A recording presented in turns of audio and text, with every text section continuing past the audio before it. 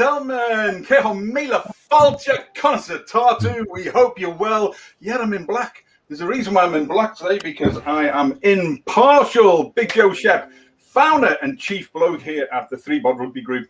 And today is part 3 of our 2021 Six Nations. And this is our first Gogglebox, our match watch show of the year. And the very, very brief thing about this, we're still waiting for another guest to jump in, is that this is viewers at home watching us while we're watching the rugby and commenting and going crazy. What could go wrong? Apart from the fact, Rhiannon, good afternoon to you. Apart from the fact that we're different time zones across UK and Ireland, but we're still in different time zones because I'm watching it on a certain iPlayer type thing from over here. Others are watching it. So it can be anything from 10 to a minute 10 time difference. So what could possibly go wrong? Right, on with the show. Introduce the 3 of our guests, one still to come. I've got 2 Welshmen. I've got 1 Irishman. I've got another Irishman to come whenever he sort of pops in.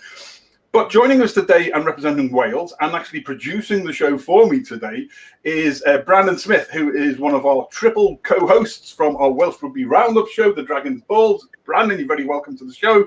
And joining him, supporting Wales, this man, if you cut him down the centre, he is red and bits of white and bits of green in it. He has been a teacher. He's coached and managed and led at all different levels, including he was once the head coach for the England under-16s rugby team, and the captain was one Owen Farrell.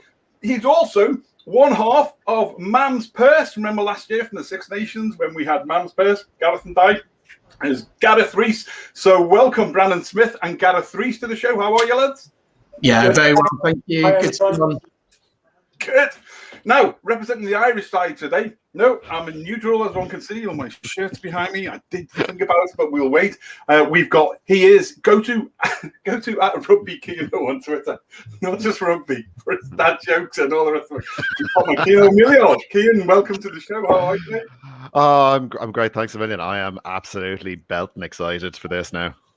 No, and me too. And we've got one more special guest who is an Irish supporter from up there in Ulster as well. So there are fans today. And like I say, you at home are watching us. We're watching the game. I've got my monitor here.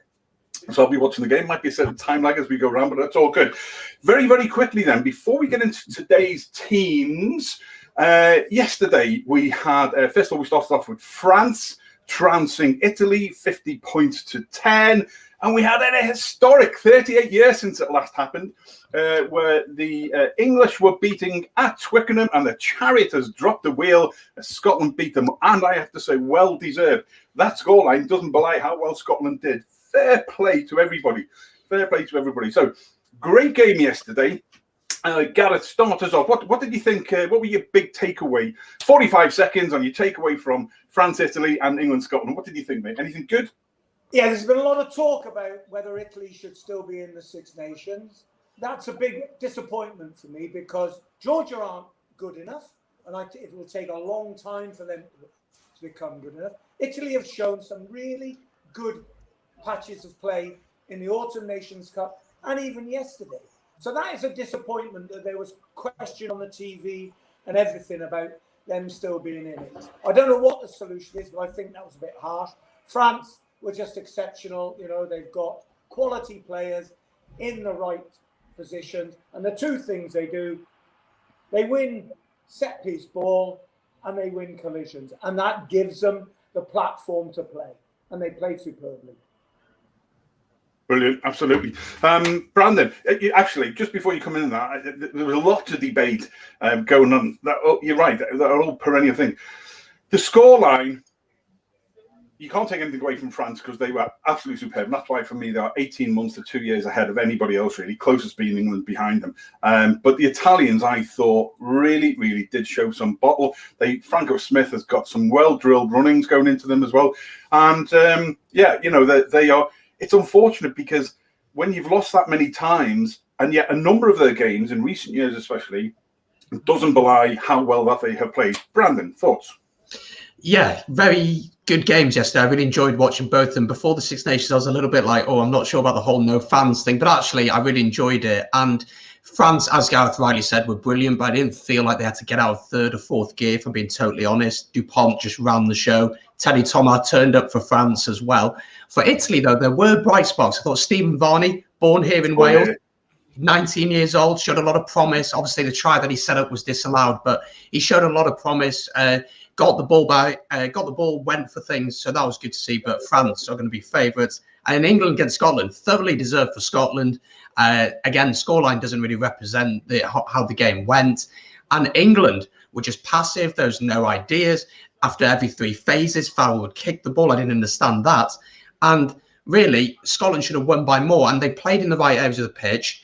When Finn Russell got a yellow card, they kept the ball for most of that and played in the right areas. That's game management, something that means that you can then win games. You don't always have to win games playing beautiful rugby. So a really good start to the Six Nations and opens it up. And today's going to be a great day.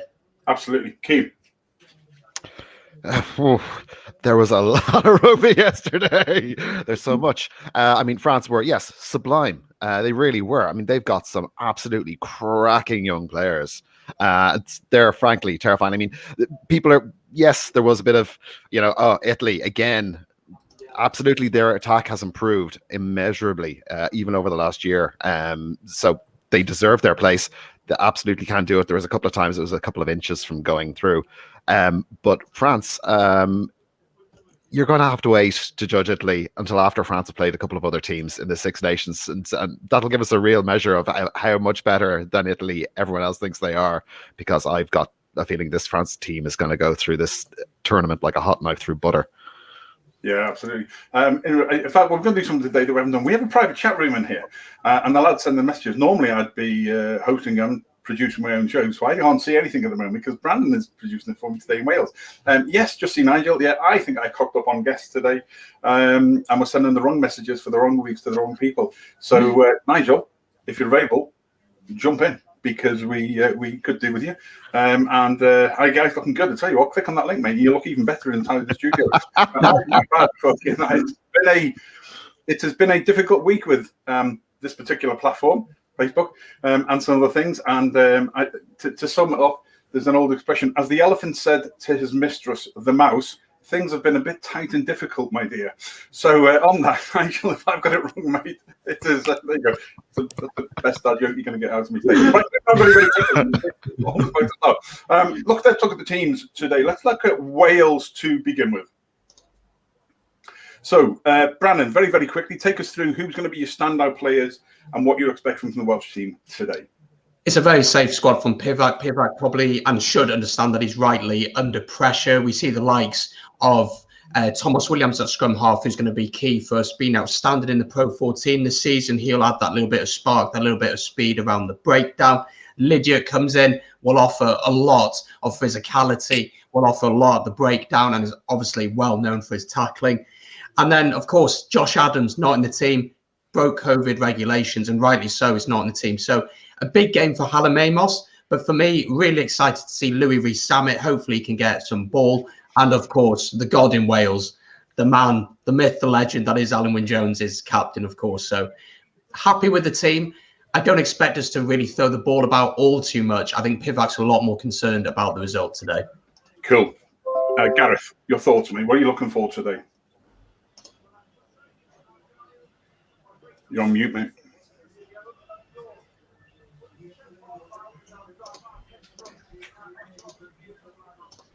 No, you don't. I can't hear a word from you. Brandon, can you hear? No, I'll remove you, Gareth, and then we'll get you back in, okay? Absolutely. Can. Oh, there we are. There we go. Off you go. The deficiencies that were evident in the autumn have got to have had a reset, particularly the set piece. It was woeful, and it was never probably more in evidence than against Ireland, where given the back, they needed possession to get a foothold in the game, and what do? They're given the front of the line out, they still go long and get turned over. You can't do that at this level. You need to get possession to get a foothold in the game. Set pieces have to have a reset. Defence has got to have a reset. And they have got to win collisions. If they do that, this will be a real contest. Because Ireland are on a similar journey. They may be a little bit ahead of Wales in resetting some of the stuff they do. But this could be a real great contest if they get that right. If Wales have had that reset And as Brandon said, it's got to be more pragmatic than the Pivac way, because at international level, it don't necessarily win. Hey, the anthems are on mine. Absolutely. So, Cian, just take us through the Ireland squad, mate. What are you hoping for from today, especially the back line that he's picked, and with Paulie O'Connell? Give us a minute on that. Yeah, I think it's probably a little bit early to think Paul O'Connell's going to have a massive impact on the way the forwards are playing, but I am hoping to see an improvement on retaining line-out possession. I think that's a big one, as is the maul was also an issue for us in the autumn, and I think those are key areas that I'd like to see some change in for the forwards. In terms of the backs, it's an exciting back line. I think Hugo Keenan is a really good find at fullback. I can see him actually nailing down that spot for some time to come if he keeps playing the way he has been. I like our choices in midfield. I think Ringrose and Henshaw, it shows an intent to play some ball, get some running done, and play some ball in hand. I'm hoping to see a bit more of an increase in the variation in our kicking game. Use that green space in behind the rush lines. And if that space still exists on the fringe defence, the Welsh line, I think James Lowe and Keith Earls are two players who could really exploit that if that defensive issue hasn't been sorted. Absolutely. I think it's a really exciting back line, to be honest. Dermot O'Rourke, Ireland are a year ahead of Wales on restructuring the team. Fallon's only Andy Fallon, as head coach, is only now getting to grips with the selection. I think so. I think it's taken him a little bit of time, but again, I'm just reading. Sounds good. We're waiting for the arrival. I'll tell you what. Give us. I'll tell you what's going to be interesting, lads, is to see what the time lag is on each of us. Ladies and gentlemen, you're welcome to today's show. Welcome to today's show. Just watching the. Yeah, cool. So we.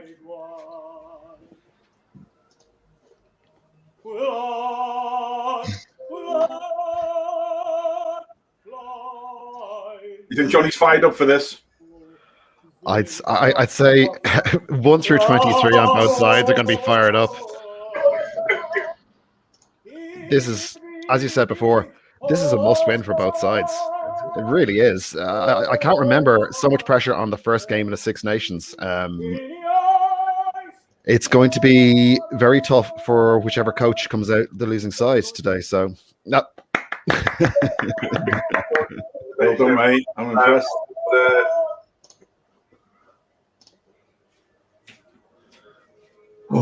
I'm a bit nervous now, I'm not going to lie. I think Pivac is under pressure, and that's what this team's really looking like.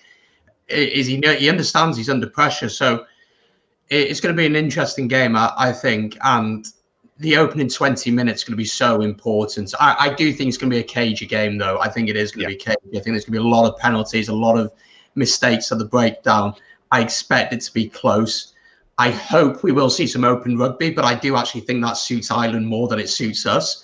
So it'll be interesting to see how we go for this, because in the autumn, what I realised was that we were playing against Scotland. We were trying to throw the ball about a bit and it wasn't working. So we went back to Gatland's way and it started to work.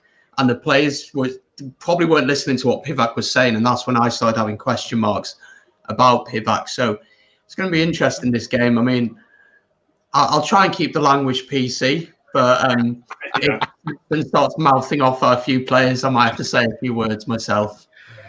Yeah, you were on about, the centres and the width that Ireland could put on it. George North in the centre, I'm afraid, world class, but he is a worry defensively. He's a winger. He's a winger.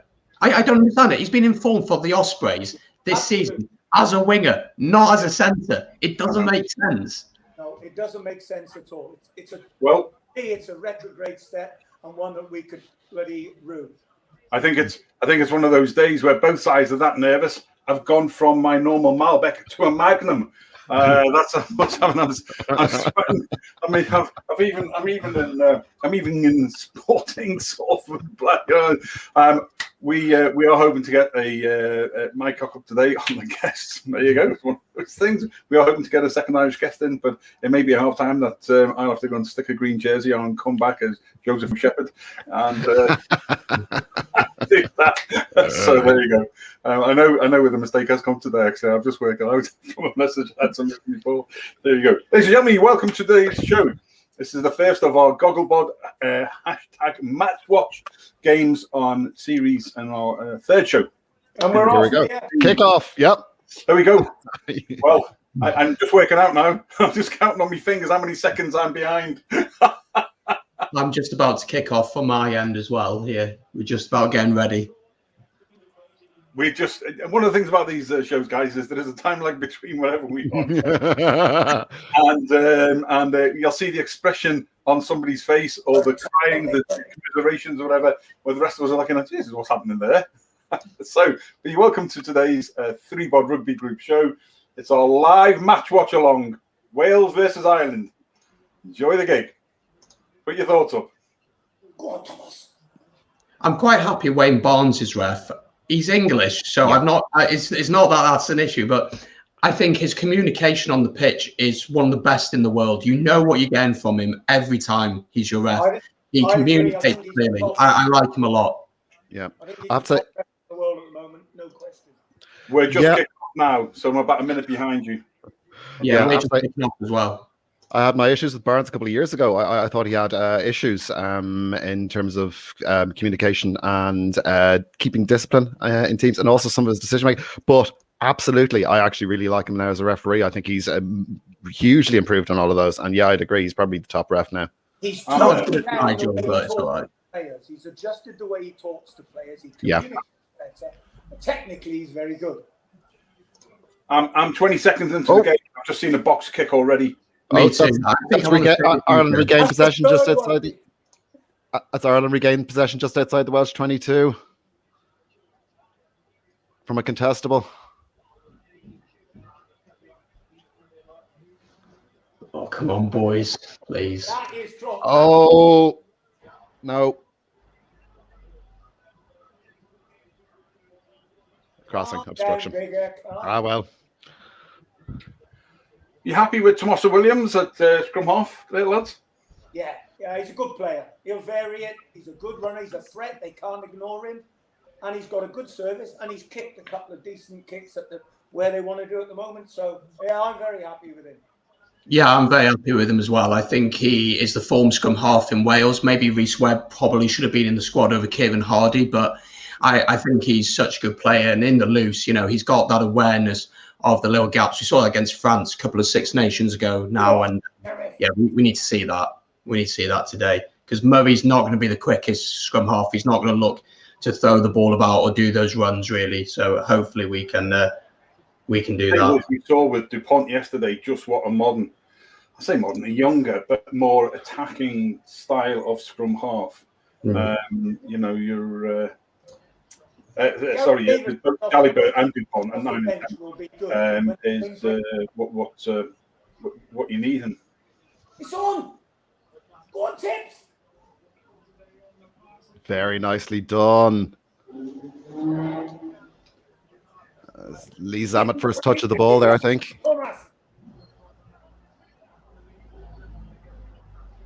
Be interesting to see how Rhys Zammit gets on, actually, because he was hyped up and he is an exceptionally good player. But that's an excellent turnover. No, not a turnover. Peter O'Malley on it, side entry. No, I think it was not rolling away, I think.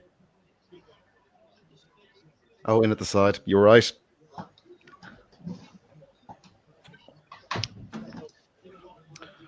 First blood by the looks of things. And I'm glad psychologically for Bigger that actually Halfpenny has taken the kicks early doors. You know, we don't want Biggs who sometimes gets too bloody involved in things. I think in Halfpenny the kicks is a good shape. Yeah, that was a very clear side entry there from O'Mahony. That was not the best.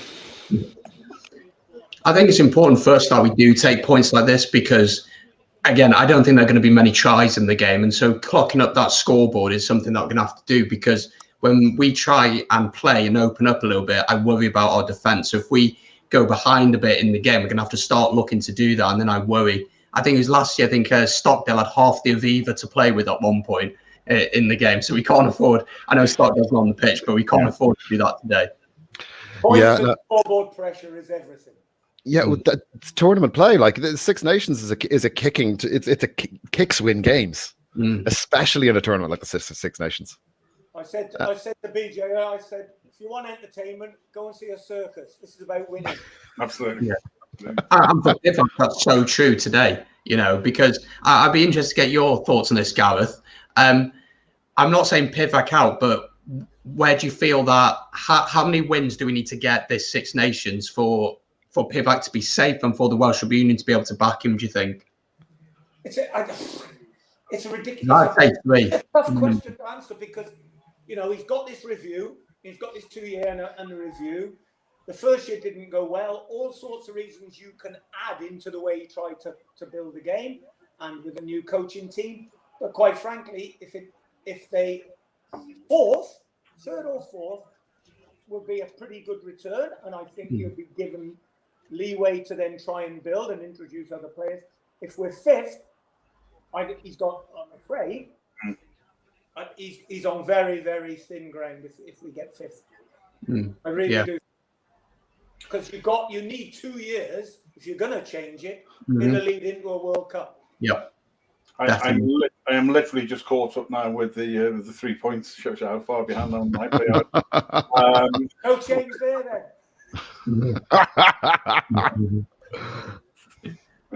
I was hoping being sort of that far behind that you might have missed it the second time around, but apparently not. Lee Halfpenny, still good money for you, Gareth? Oh, Keenan with a break. I'd rather have Liam Williams in to be honest, because Bigger is, on his day, his days often he is a world-class kicker. I think Liam Williams offers more in a running threat, and Halfpenny's kicking and Halfpenny's defence is exceptional, but he's not the player he was when he went on the Australia Lions tour where he was running. That has gone out of his game, unfortunately. But again, he's been playing well, so we ain't got any options, man. Yeah, true. I really like Halfpenny. I think his defence has improved so much. I just like to see him having more confidence to run with the ball because I do think he's a good runner with the ball. He just doesn't do enough, and obviously his up and unders are pretty good as well when he wants to use it. But as a kicker, he's such a good option if it's close game at the end and you need a kick from 45 to 50 metres. 9 times out of 10 he's pulling it over. So I'm quite happy with him in the team, to be honest. I've just caught up with that Keenan run now. I think it's quite interesting. A lot of kicking going on in the first sort of 7 minutes there. Well, that's what you get with Sexton and Murray. Yeah, a lot of testing going on of each side. Just sort of. It's quite a pace it started at. You just saw an example, and I don't know whether you've caught it up there. Soak up tackle by George North. We're under pressure immediately, and that is, we're not winning those defensive collisions out there, and that is going to cause us problems. That said, I think the Welsh defensive line is doing pretty well at the moment. They are keeping the width; they're not getting narrow. That gap that was there on the outside last year is gone. So far, in any case, if that continues, could cause Ireland some difficulties. That offload before from Tips. Out wide, you wouldn't have seen that last season, I don't think.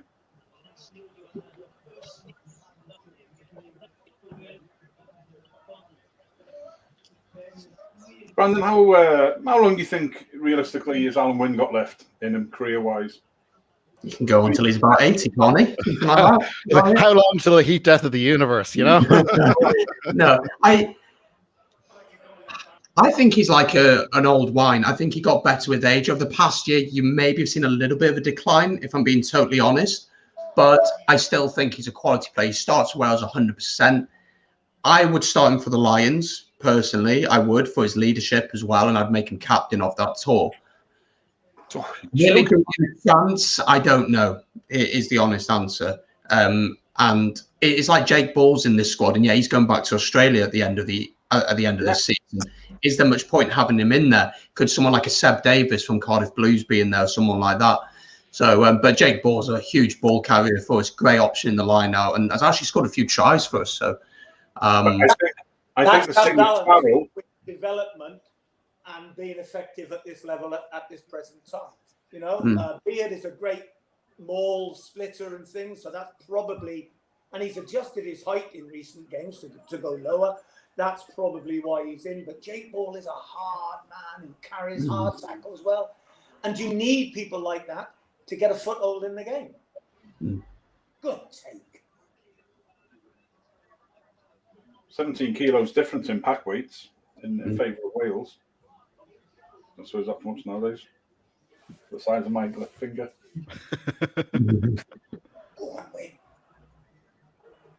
There's really nothing huge between the two sides so far. It really is. I've got a feeling we're going to see mostly 80 minutes of this, which, frankly, I see as entertaining rugby. I don't necessarily want. If one side is running away with all of the tries, it's no fun. If both sides are running away with all the tries, then there's no defense, and that's no fun. Yeah. Oh, I like Nigel, well said, Nigel. Bloody ping pong. Oh,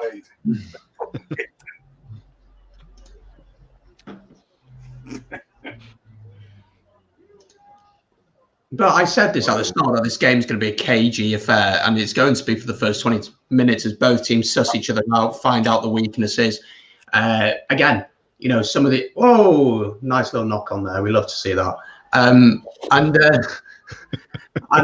It's going to be interesting, isn't it, to see who cracks first, who goes for it first, who maybe tries that dummy, who maybe tries that play. I think Lydiat's down at the minute. I hope he's okay. He's been down quite a while. Yeah.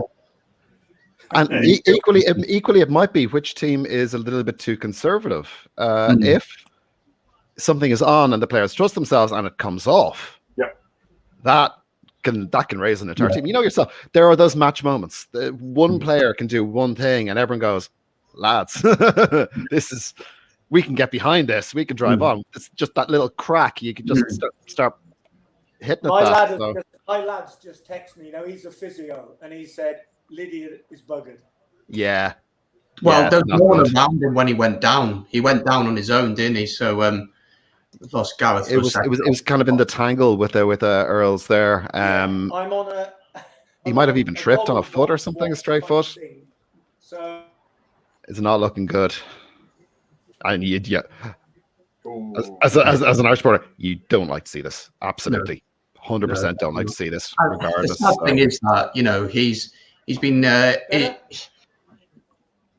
we go, got Gareth back. The sad thing is he's worked himself back into contention. He's been playing so well for the Ospreys. I can't hear And anything. back, and he's been playing just over 10 minutes. And low, but yeah. Can't hear you guys. Log yourself, log out and come back in again. Sub yourself.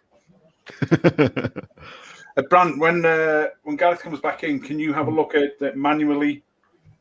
Yeah, that's fine. Yeah. And they're strapping him up. No way is he carrying on. Well, if they're strapping him on the pitch, I think he's going to try and play on. Yeah. I would imagine that is probably against best advice of physios. Yeah. I mean, he's ready to go, but Lydiat's not. Navidi's a great player, but he's hardly played any rugby. I think he's played about 30 minutes of rugby since last September. But he's such a good player around the park. He does those jobs that you don't always notice, but when he's not on the pitch, you notice that something's not right. And I think that's why he needs to be in the Lions squad, because he'll do those little things that you may think, what does he actually do? But his work at the breakdown, just slowing the ball down, illegally or legally, I don't know. That's up for debate. But it affects the game so much. The thing is, with the back rows that are available to the Lions, it's not going to get anywhere near it. That's just realistic. He's just not going to get anywhere near it at all, in my opinion. In fact, I'm I'm not sure any of the Welsh lads will make the back row for the Lions. I can't see. Can't see Lydia. Can't see Tips. I think Faletau might. I think Faletau, because I think Billy Vunipola is too one-dimensional. You know what you're going to get with him. And against South Africa, I don't know if that works. So trying to get back in there. That's it. They are going to need some heavy carriers. I think going in against South Africa from the back row, and that is a job he does very well. Actually, I don't disagree with that because I don't know what Billy's got left, and he keeps picking up the injuries and things. Yeah, and possibly the bigger ball carrying eights, like CJ and Toby will much better. I have to say I'm a big fan in the back row of Josh Navidi. I think he brings an awful lot, and I have to say I think that hey, come on. I think that that Greco wrestling or whatever he did when he was a kid, sort of element in nothing. Okay, we got no. I have messaged Gareth on both platforms, on StreamYard and on Facebook, in the group. No sound. Eesh. Okay. Can I privately message him?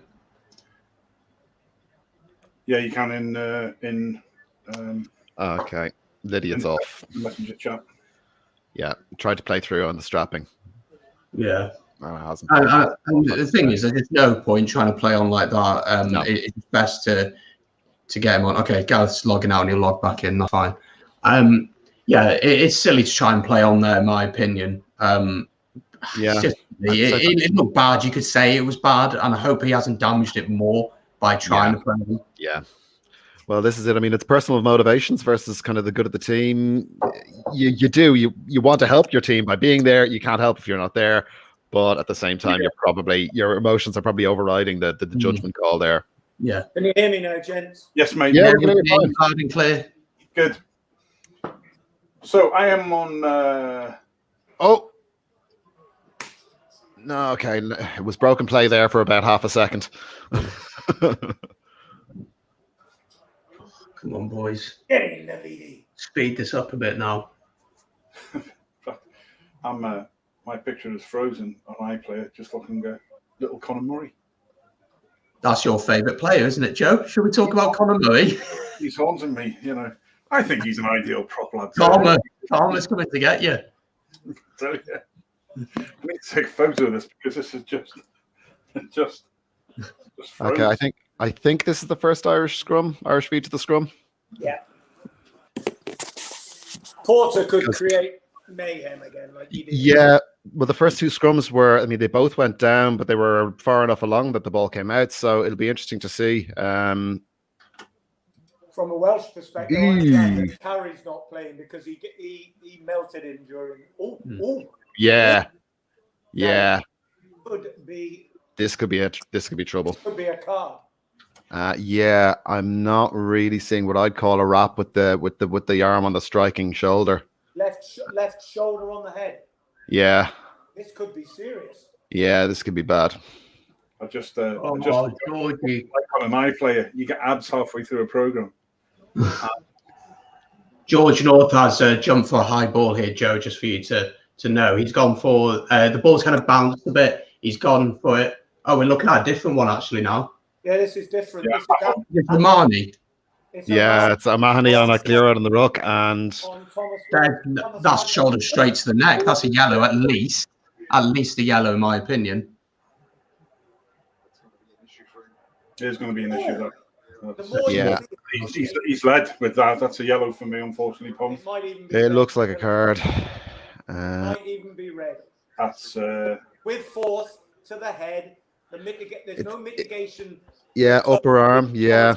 The only thing that may save him is that Thomas Francis is falling backwards. That's the only thing. No, red cards in the hand there. There we go. He's led. He's gone in like that. You can see him going in.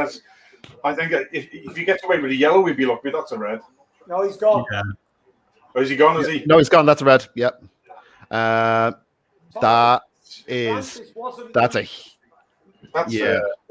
massive for us because Marnie's physicality and the work he does out of breakdown. When we did our preview for this game on the Welsh Rugby Roundup show, we spoke about the battle between him and it would have been Lydiard.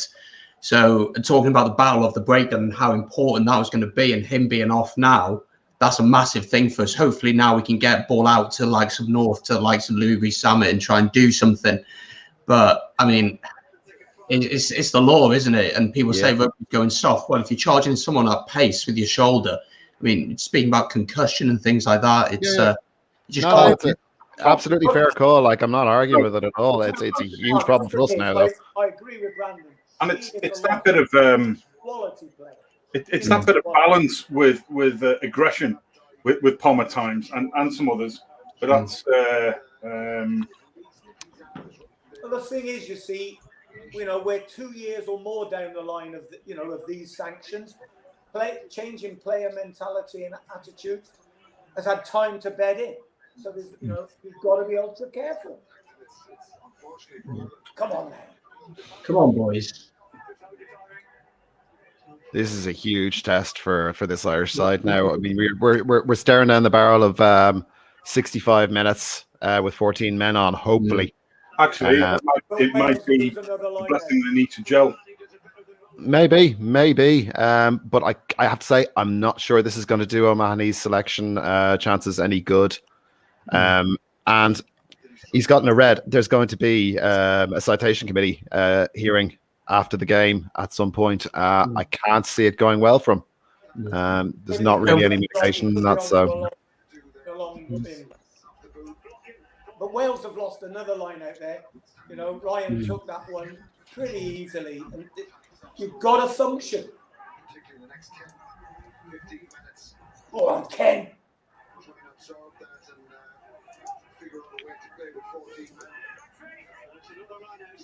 On a Murray box kick, of course. Hey, I'm way ahead of you, boys. Oh, that's a tackle. Points coming.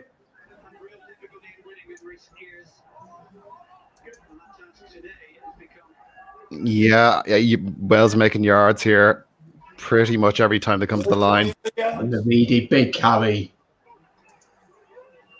Tyburn did his best there to set for a poach, but no, this is looking all Wales at the moment. There's an awful lot of intent the way they're running at the line. Well, the amount that's going to be for confidence having that red card is going to be massive for us. But again, it's a little bit of pressure, but yeah, we'll see. The only hope is if Ireland could do a bit of an All Blacks and actually up the performance off the back of getting a red. Oh, that's unlucky. That's very unlucky. Look, the numbers are there and the line penetration is there. This is going very well for Wales. That's little stuff. Those opportunities are going to come more and more. So, yeah, it was bad from Sexton. That's a high tackle. So what Wales needs to do now is move it through the hands and then use that width more. Look for overlaps. That's well, they nearly got away there. George did get his hands through the tackle, and they nearly did. He did well there, yeah.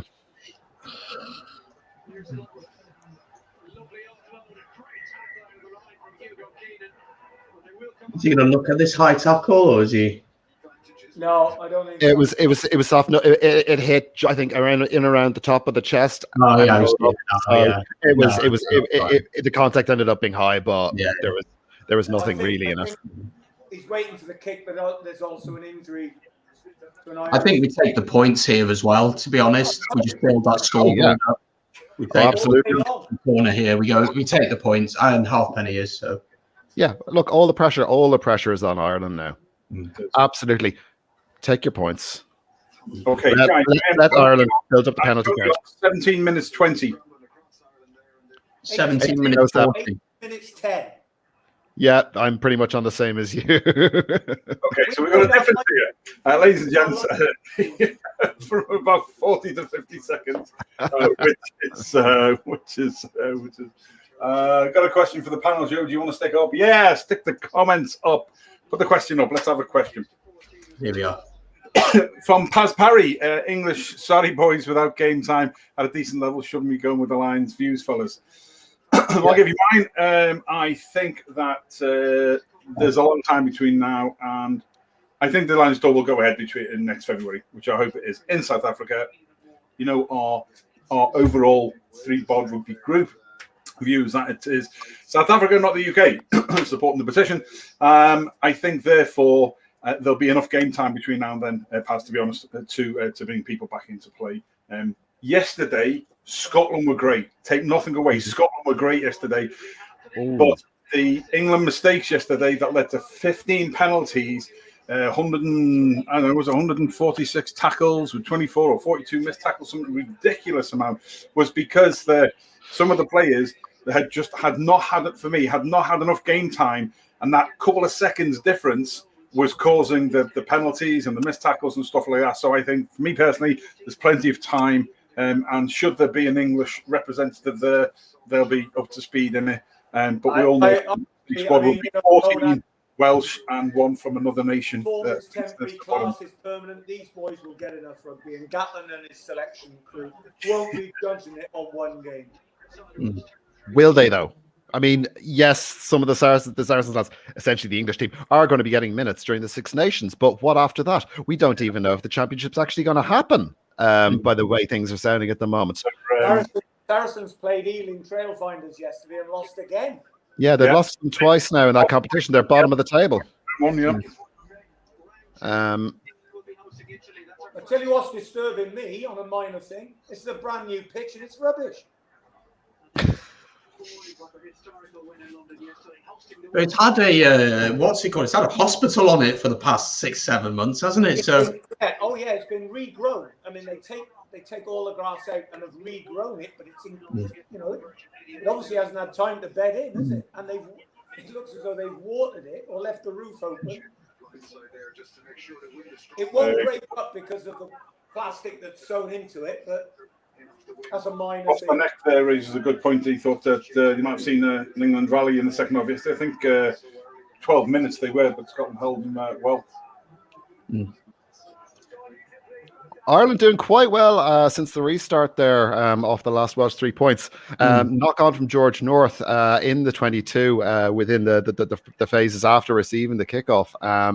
Scrum, and Ireland have been putting a bit of pressure on the Welsh line and dinked in behind for a Welsh line out, which they've regathered, but in the Welsh 22 now. The thing is, Ireland have to play in the right areas of the pitch. They have to do that now. There's no point trying to play this fast-flowing style of rugby because Wales will just look to counter with the extra man.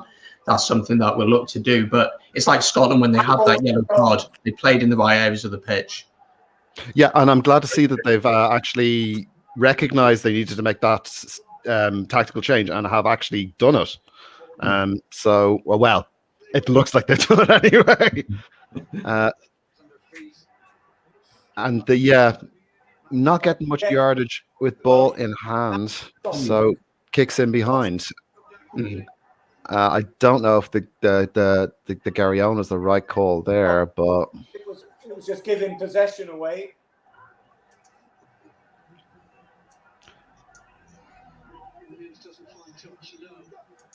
Not the first time one of the Welsh kickers have failed to find touch. Oh dear, that's low. He's taken down. He's taken down.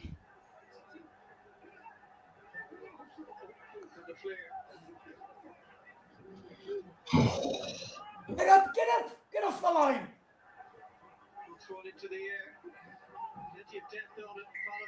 I'm never sure when you're a man down, Gary Owen's good because it's not. I don't know. It's just not one that's 20 yards. I don't. We're past the 20-minute mark anyway. We've lost somebody for the rest of the game. So testing with Gary Owens with a man down, I just don't see the point of that at all. And there's another one. Well, they were never going to be able to threaten the ball carrier, so it was a completely wasted kick. At the same time, any way you're probing in behind that, because we're not getting any penetration through that line. So any kicks in behind that are starting to test that coverage behind the line might open up a little bit of space somewhere along the way, which we're going to need if it's 14 on 15.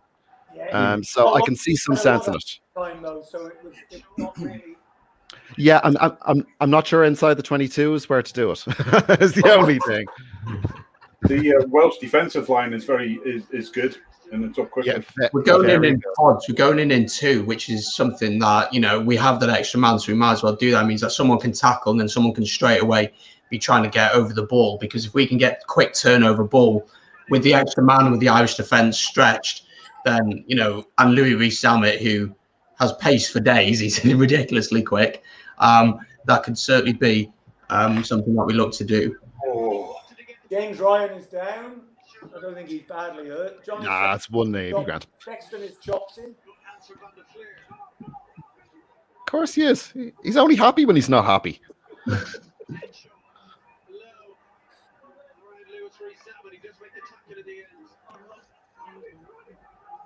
Well, Ireland have weathered the storm quite well since having the red card, haven't they? They just played in the right areas of the pitch. They've gone they're likely to come away with anything.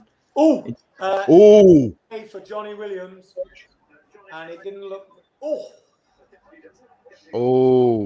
No. High clash of heads in the tackle. That he might not come back. Yeah, think that James Ryan looks a bit like Herman Munster, or just me? Just you. No one else remembers who Herman Munster is. I'll get me coat. Actually, that's one thing that always bothers me is when there's a clash of heads and one player goes off for HIA and the other one doesn't. Yeah, I don't get that either. I don't understand that. Ryan's going off for a different thing. Yeah, that's not good. That's really not good. He is gingerly walking there. That's really an issue. Another one to put onto the list.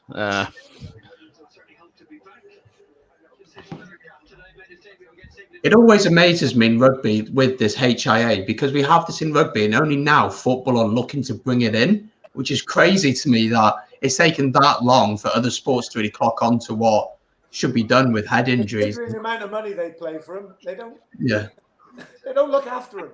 Yeah, well, look how well they're taking to the TMO. So,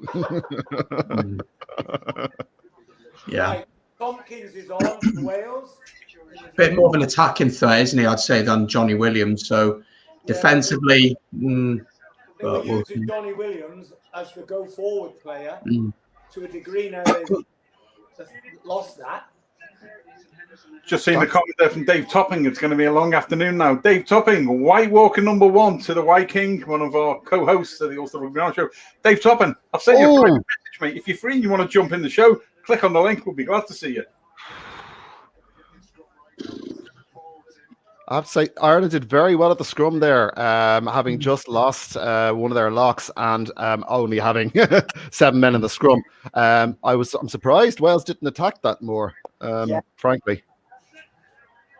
Get on it, Kenny, get on it. Oh, no. Come on. Soft penalty, that. Very.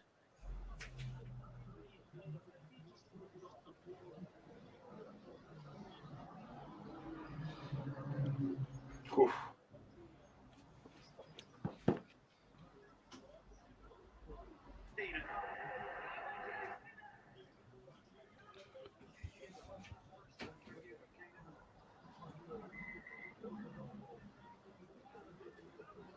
It's just an unnecessary penalty from us, really. Just unnecessary. Yeah. There's no need to do that. Yeah, I have to say, I'm a little bit. He blew quick though, didn't he? He was straight on it. He did. He's been quick enough. He's not in control. He's not supporting his weight. He didn't let go. Yeah, I think he actually classed him as. I'm not sure. Let's see it again. Did he not class him as part of the tackle? Yeah. It was not realistic. Not releasing it after the tackle. So, yeah, I'm surprised the number advantage isn't show.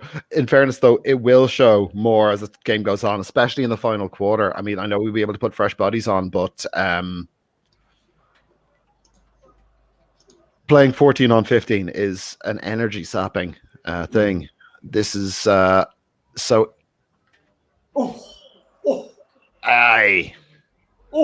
I felt that one. That was. I mean, Keenan's actually looked good. To be fair, he's making a bit of ground, but He didn't make the right decision there. Sometimes you just take the heavy tackle. Not at my age, you don't. It's like when Shane Williams used to Got play. a private message in the private chat. That's Wales giving away another penalty off their feet. Navidi. That's, I have to say, I'm surprised now, given that it's 15-on-14, you keep your discipline. You have this game. Yeah. You know, don't go chasing ball. Don't go chasing ball. If it's 50-50, don't go for it. If it's 60-40, go for it. And you have this game won. Navidi's not happy with the decision, right? He's not. Let's have a look, see. We don't need to compete. We don't need to compete at the breakdown. No, you don't. No. I don't know why we are. Because this is Sexton's range. This should be 3 points for Ireland. Yeah, it That should be. was quite clear for me. I was surprised by Josh there. He was, you know, you've got. You're right. I don't think you do need to compete when you've got the man over. Joe Lyons just saying that agree to disagree there, Brandon. That was a penalty to give away.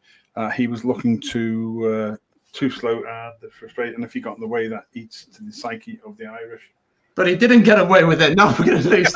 We're going to get 3 points. Yeah. It's not a good penalty. It's only clever if you get away with it. Like it's only illegal if you get caught. Yeah, exactly. Ask Richie McCaw. So. Before I all of my in black, you know. I'm talking about Zacchaeus' cap, by the way. Richard, Show. This is the ThreeBOD Rugby Group, and it is our hashtag match watch, the first of this year's Guinness 2021 Six Nations. He's got it. Big Joe Shepp, your host, and Ireland. If you're just joining us and you're not watching the game, then throw any questions up, ask us what's going on.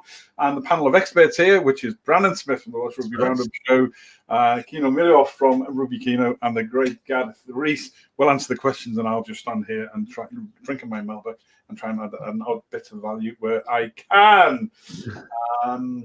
Just coming up to 30 minutes now, and yeah, considering Ireland have got a red card, Peter Romani going off early on after about 16, 17 minutes, I think it was, which was a clear red card. We are holding in the quite well, I think, actually, overall. Well, since the red card, we're 3-0 points up, which is astonishing. It is.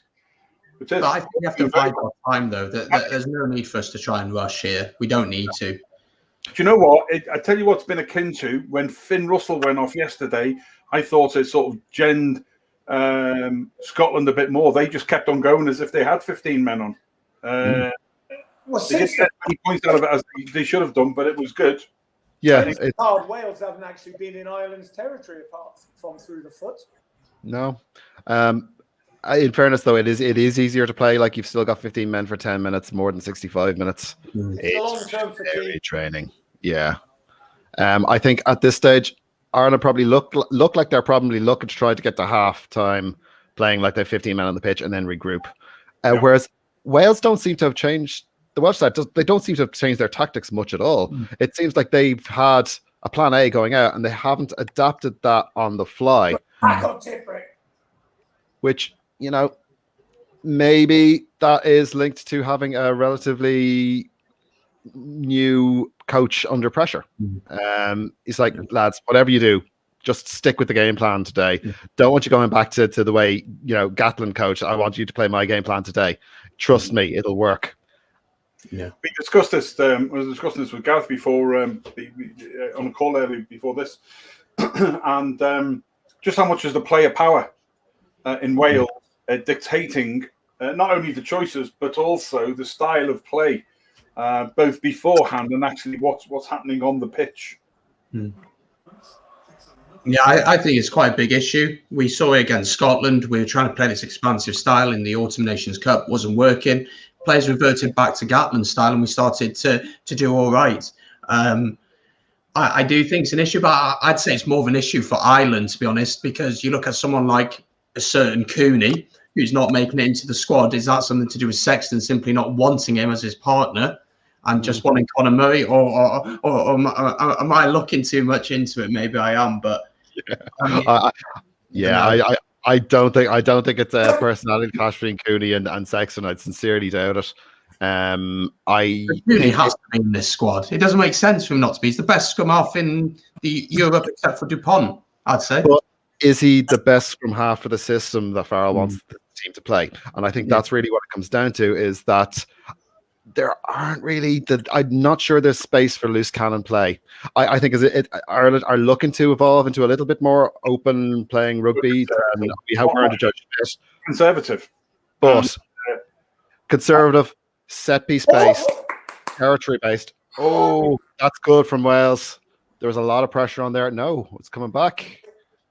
I think that's a good turnover. But I think there is an element of the Sexton factor in it, lads. In that there's only space for one person who can control, game manage, kick, run, and everything. And having you scrum half doing all that doesn't work for Ireland in a conservative manner. It does work. Win, Joe. Countries like France and other countries, South Africa, but it doesn't work for Ireland in a conservative manner.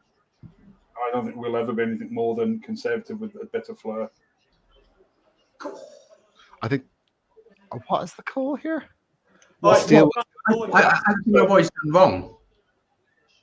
I think it's a scrummage forward pass from. I think the steal was good, and it was a forward pass afterwards. Yeah. I think it was North to Reece Salmon. North's had a couple of hiccups in the handling. What a steal from Wyn Jones. Yeah. In fairness, you love to see it when it's in your own jersey. Brandon, playing George North in the centre, from a fan's perspective, and I'll ask the coach if you like. But I don't. That's just it's a bit like Murray and Sexton. If you're looking towards France 23, is Pivac now just trying, or Wales as an entity now just trying to sort of, get a couple of wins under the belt, build a little bit of success based on, bringing a few newbies in, but George in the centre, I just don't get it at all. He can't even be your number, in your 12, 13, in your centre pairing, George North can't be within that 1, 2, or 3 in depth. Surely, forgive my ignorance. It doesn't make sense because he's been playing well for the Ospreys. I said this at the start. He's been playing well for the Ospreys on the wing. He was dropped by Wales because he was playing poorly at the time. Went back to the Ospreys, maybe away from the limelight, away from Wales online particularly, because they are not the biggest fans of him. And he's just been able to just play without any pressure on him. And he's played so well. And yet we're trying to play him out the centres. There have been people like Kieran Williams at the Ospreys has been brilliant this season. Owen Watkins been brilliant. Willis Halaholo, there were mentions of him playing for Wales as well. So I don't get it. You want him to keep his confidence, play him in his natural position where he can get ball in hand. I mean, he's going to get 100 caps next game for Wales if he plays. So why are we playing him at the centre? I don't get it. And if you are going to look to Tompkins as that partnership, so you're saying Jonathan Davis and Johnny Williams. I know Jonathan Davis is out at the minute. I just don't get it, putting George North there. I prefer George North on the wing, Hallam Amos on the bench, because I'm not really sure what he brings, and then maybe put an Owen Watkin at centre. But Gareth, what do you think? I would have played Johnny Williams and Owen Watkin because they are specialists in their positions. They're both playing well. Kieran Williams is a boy that they've got to consider for the future to give them some go forward. If you're not going to use George North, who is enormous, as step back, whatever, Jamie North, I'm going to take it up for you type player, then stick him on the wing where he is genuinely dangerous. He's not comfortable defending in the centre of the field. No. I don't get it. Yeah, he's also just given away a penalty in the Welsh 22 for Ireland to draw level. If this kick goes over. In fairness to Conor Murray, Conor Murray's been a lot faster to the ball today. He's been in fairness, he has been paying himself into a nice bit of form. I think, frankly, it's unfair to compare Conor Murray with himself when he was at his very best. I think you have to compare him with the other scrum halves that we have at the moment. And in fairness, right now, he's actually playing really well and suits the game plan that we're playing. The 6-6, I agree, because I think what is not going on from him He's not overdoing the box kick. You know, they're shifting. No. Shifting the ball a little bit more than you would expect. I'm publicly saying today that I'm a huge fan of what I'm seeing. It's Joe's evil twin. I'm convinced now. The black t-shirt. He likes Conor Murray. There's something going on here. I mean, for Ireland, this has been brilliant from them. From us, again, we just don't need to panic. There is no need. We'll have our time in the second half, and I'm still not worried about it at all. Yeah. But, you know, Ireland have just been professional. They played in the right areas and haven't risked anything. And, you know, there's no pressure on Ireland when they're in those areas. So it's up to Wales to decide to compete or not. And we've competed and failed many times in that area. We've been very workmanlike in the way we've approached this, I think.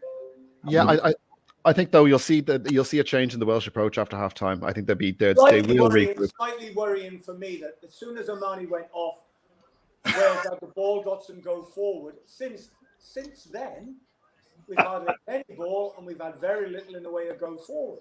So we're in all the time. Henshaw line break. Oh, Van der Fleer.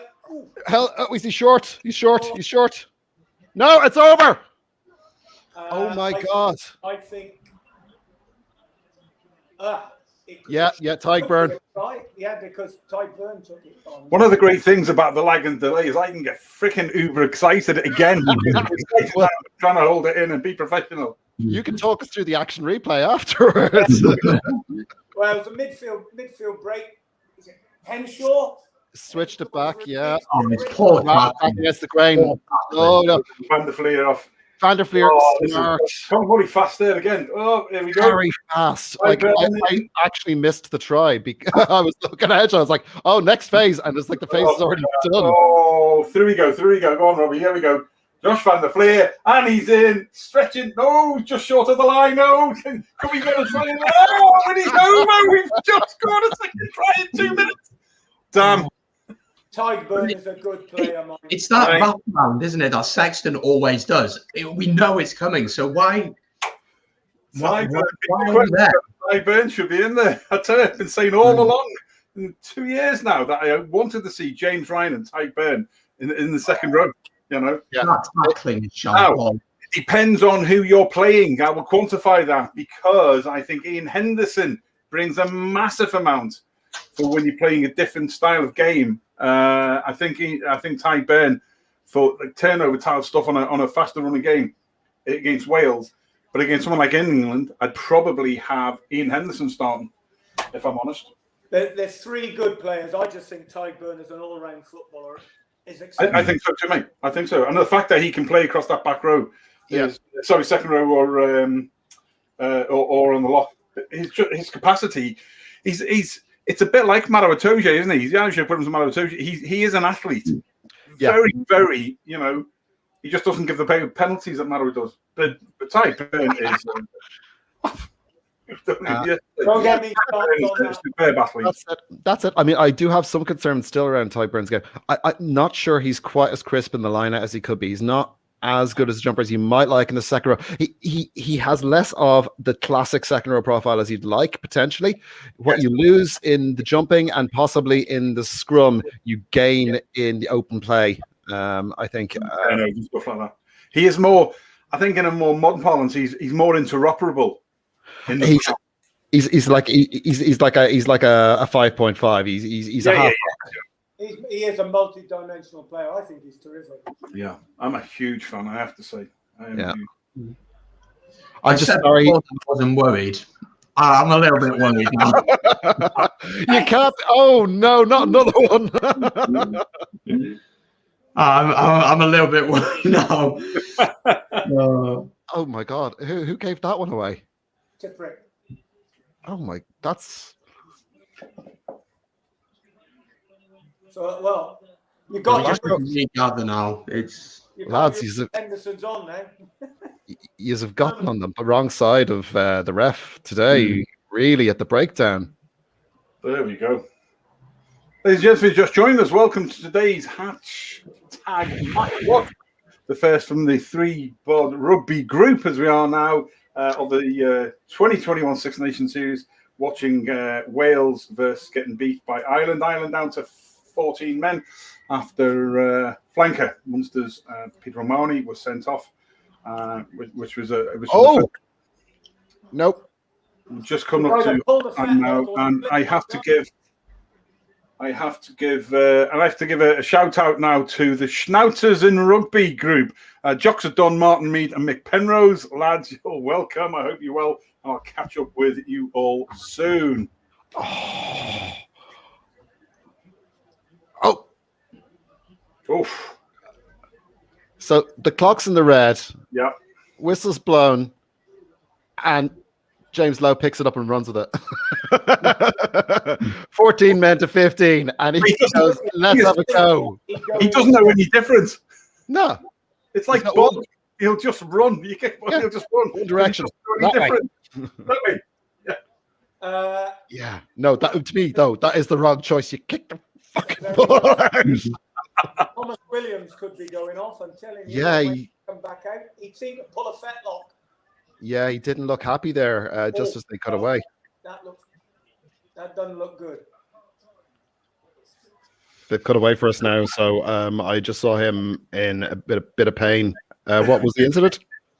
It's just great. James Lowe, there's the ball. I need to run. Touchline and suddenly pulled up. Oh, that's a hammy then, probably. With his right leg. Hammy? That's a hamstring. He's off, and he's for sure. And I don't think Gareth Davis is the guy we want coming on in this situation. I'd rather, if I knew this was going to happen, obviously, Gareth Davis would have started, and then Thomas Williams would have come on to add that pace later on. But there we go, ladies and gentlemen. You're welcome to the show. Just seeing a comment there from Rob the Hammerschmidt. Brandon, we just stick that up. Rob, you're most welcome. Hi, Rob. How you doing, mate? Absolutely, been on Brandon's show before. Most welcome to the show from the MLR Rugby Rant. Great team of people, Rob and Ty, people like that. This is the ThreeBOD Rugby Group, and it is half time in Wales versus Ireland, and currently 13-6 to Ireland. Ireland down to 14 plays after Munster's Peter O'Mahony, our flanker, was sent off for a duly deserved, but unfortunate red card. Ireland sort of just chipped away and kept on going, and we'll be watching through the second half, doing the same again, but we're just going to do a quick review now. Let's start with Keno Neal from @Rugby Keno. What were your takes from the first half, buddy? That was a very confusing half of rugby. Nothing seemed to really go to script. Even the stuff that then didn't go to script didn't follow through as you'd expect it to go. For Ireland kicked on quite well after the red card. Wales really didn't get much penetration into our half and have not been into our 22 since that red came out. And Ireland have actually got a lot of pressure on. They've played in the right areas. They've scored a try.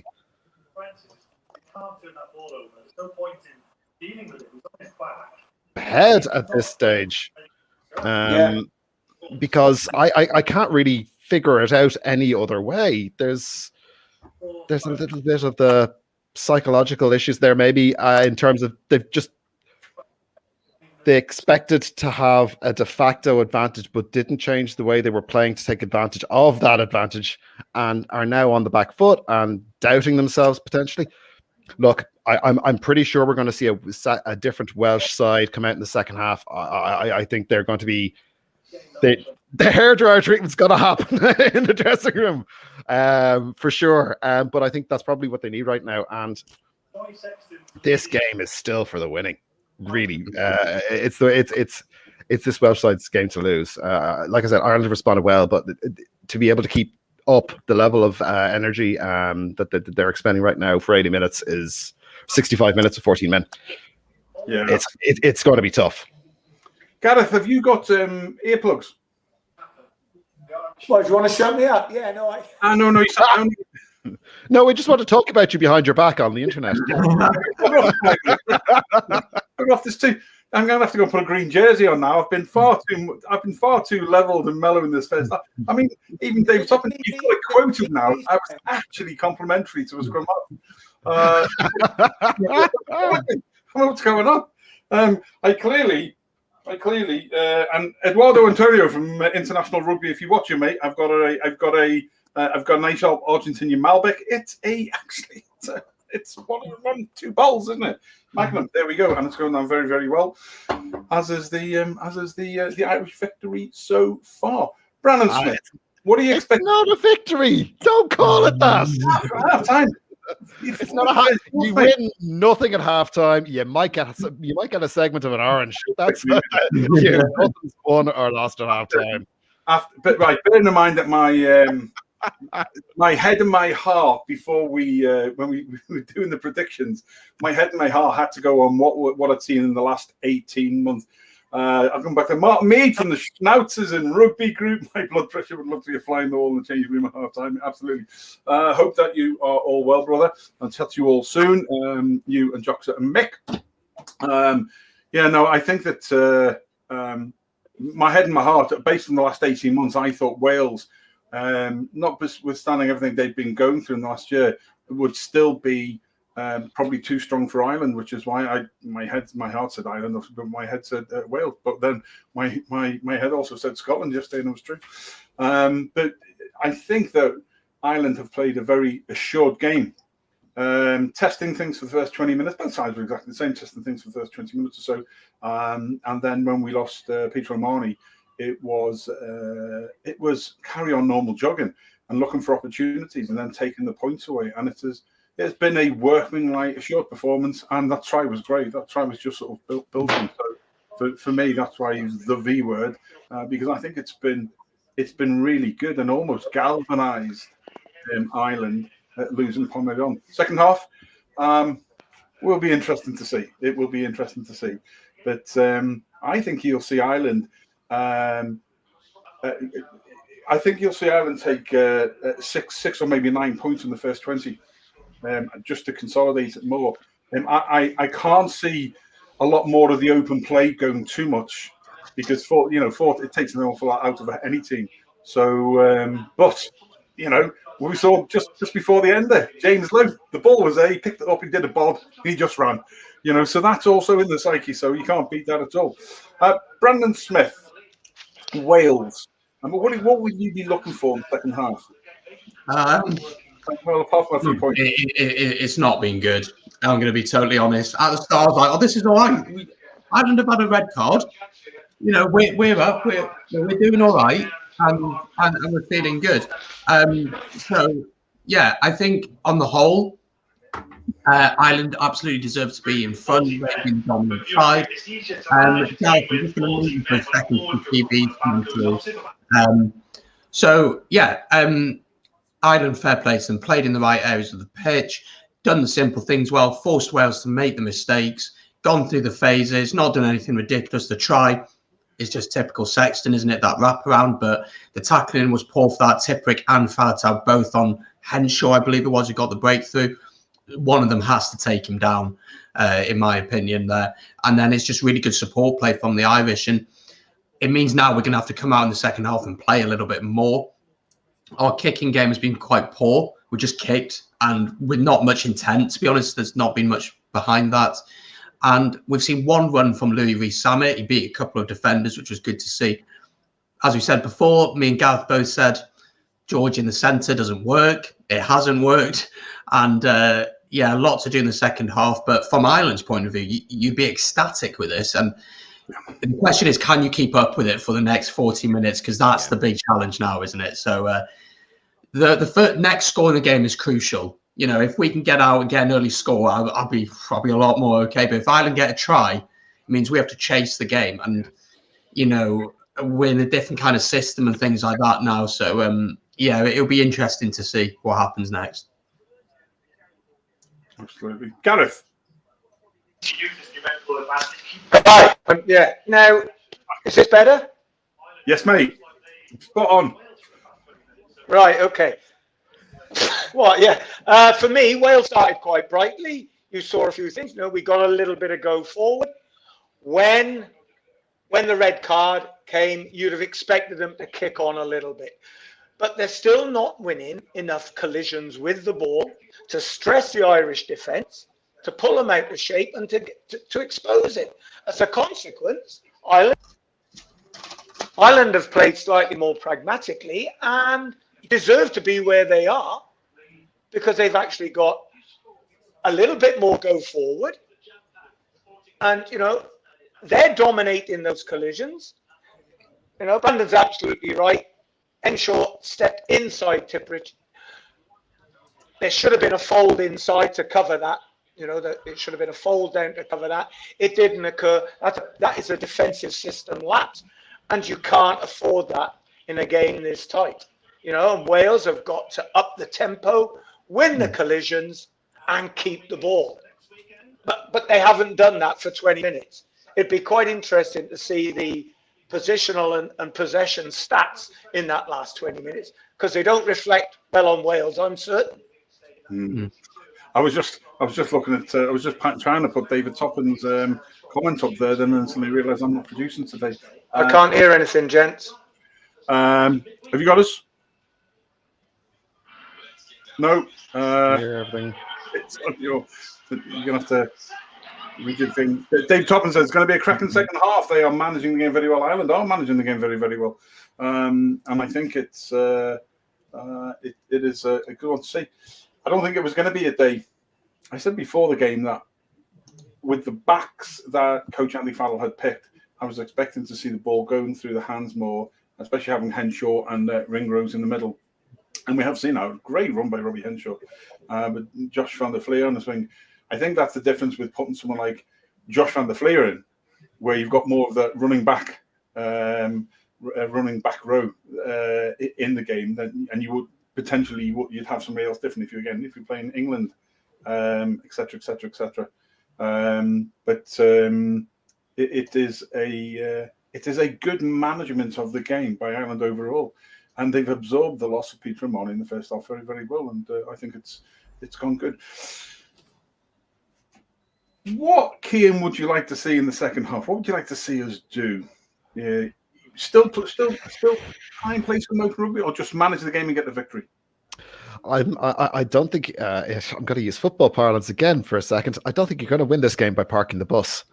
Yeah, it's going to be tiring to try and play out 80 minutes. I don't think you have to go maybe the full 80 attack. But you can't defend a lead that slim for a half. You can't. It's just not possible. It's not plausible. So yeah, I'd like to see more of the same. We've been causing trouble. It's hard to find. There's been a bit of footwork in the collision zone, which has definitely helped. And we have kept our noses very clean, which also helps. So I'd say low penalty count. Resource the rucks well. But mostly play territory, play in the right position, play in the right part of the pitch. If you're playing in the Welsh half, you're doing your job. Absolutely. A couple of great points there from Ryan. And that's with a man down. That shows the intent of the Irish. It certainly does. Hello to Lorraine Huey Watson, my cousin from Dublin. Lorraine, how are you? How are you? You and Big Mark and Little Mark Jr. are all well. And who else did I see there? Ian Gilbert, listening to Martin Johnson on mute. He says nothing wrong. Excellent. Scott Graham. Scott, I hope you are well, mate. Great to see you there as well. Joe Lyons, the bench worries me. Billy Burns. Stick the back of it. Billy Burns and Jordan Lama. Ecad prefer Bulk in there. Connors will be on. Yeah, he will. Will Connors. I think it's going to be tight. I think we've got more points to come, yeah. I think we've got more points before we bring those on. It does bring an interesting point on to how do we think Ian that Johnny Sexton has done? Because for me, we put Billy Burns on the bench as more as a stability, more of a seasoned player, and to replace Johnny had Johnny got injured and come off, rather than putting Harry Byrne on, for example, which everybody wanted. Because if he'd lost Johnny too early, maybe it was too much to throw Harry in there in the first game, which is why Billy's there. But Johnny's performance so far? Yeah, he's managed the game really well. I mean, that he's only had one head shake in that entire half, which is a huge improvement on his numbers recently. But seriously, he has done the right things in the right places, and he's varied up the kicking. Yeah, there was the Gary Owen in the 22. Probably not the right call at the time. Yeah, it's the kind of thing you might do with a penalty advantage or something like that. But we're in the right areas of the park. And yeah, he's playing to the line. For all the talk that he's too old and he's too injury prone, he still plays the same way that he did when he broke onto the scene. He always sticks to the line. He always puts himself on the line. He gets that ball out flat on the gain line, and that is one of the things that gives Ireland its edge. So I'm not sure he could have done more in that half. Absolutely. We're just going to quick look at the stats there that Gean's given to us. Do you want me to share my screen, Bram, or do you want to do it?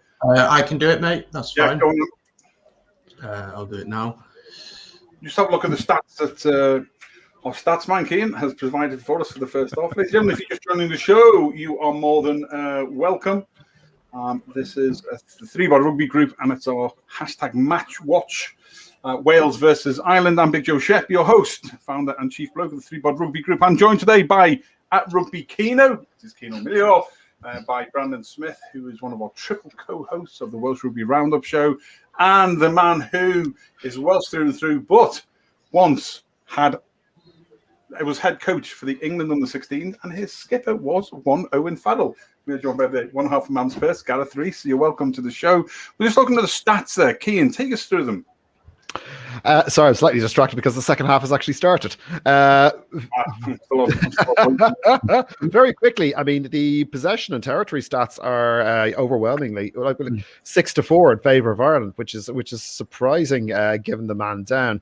I suppose it might have led into the idea that keeping possession is key once you're a man down, because defending is incredibly tiring, obviously, and it's much easier to get stretched defensively, obviously, if you're a man down. So keep the ball. The time in opposition half again speaks volumes here. 10 minutes and 44 seconds for Ireland versus 5 minutes and 32 seconds for Wales. That's contained well. And actually, probably the key stat in all of this is Wales' time in opposition 22 is only 20 seconds. Yeah. Wow. So while there is some ingress into Ireland's half, they're just not getting their that time in Ireland's 22. That is probably 1:22 entry in the first half, which they're going to have to change. Yeah, definitely. But I think from the first few minutes or so of this second half, we've seen a little bit more intent from us going forward. Gareth Davis is on for Thomas Williams. So, if you want to throw any possible intercept passes, that's fine. He knows how to get onto the end of them ones. But yeah, we've got to play a little bit. To be honest, we need to up the tempo, and there's a lot of experience on our team, so they should know how to deal with this kind of situation. And frankly, I think tempo is key, actually, because I mean, if you can accelerate the drain of energy out of this Irish side, you're going to get gaps, and you have the strike runners to make hay. Disappointingly for me, in the first 2 minutes, we've given possession away twice. We were very poor at retaining possession in the autumn, and within less than 2 minutes, we've been stripped twice in contact, and that doesn't help the effort at all. Oh no! Oh my God!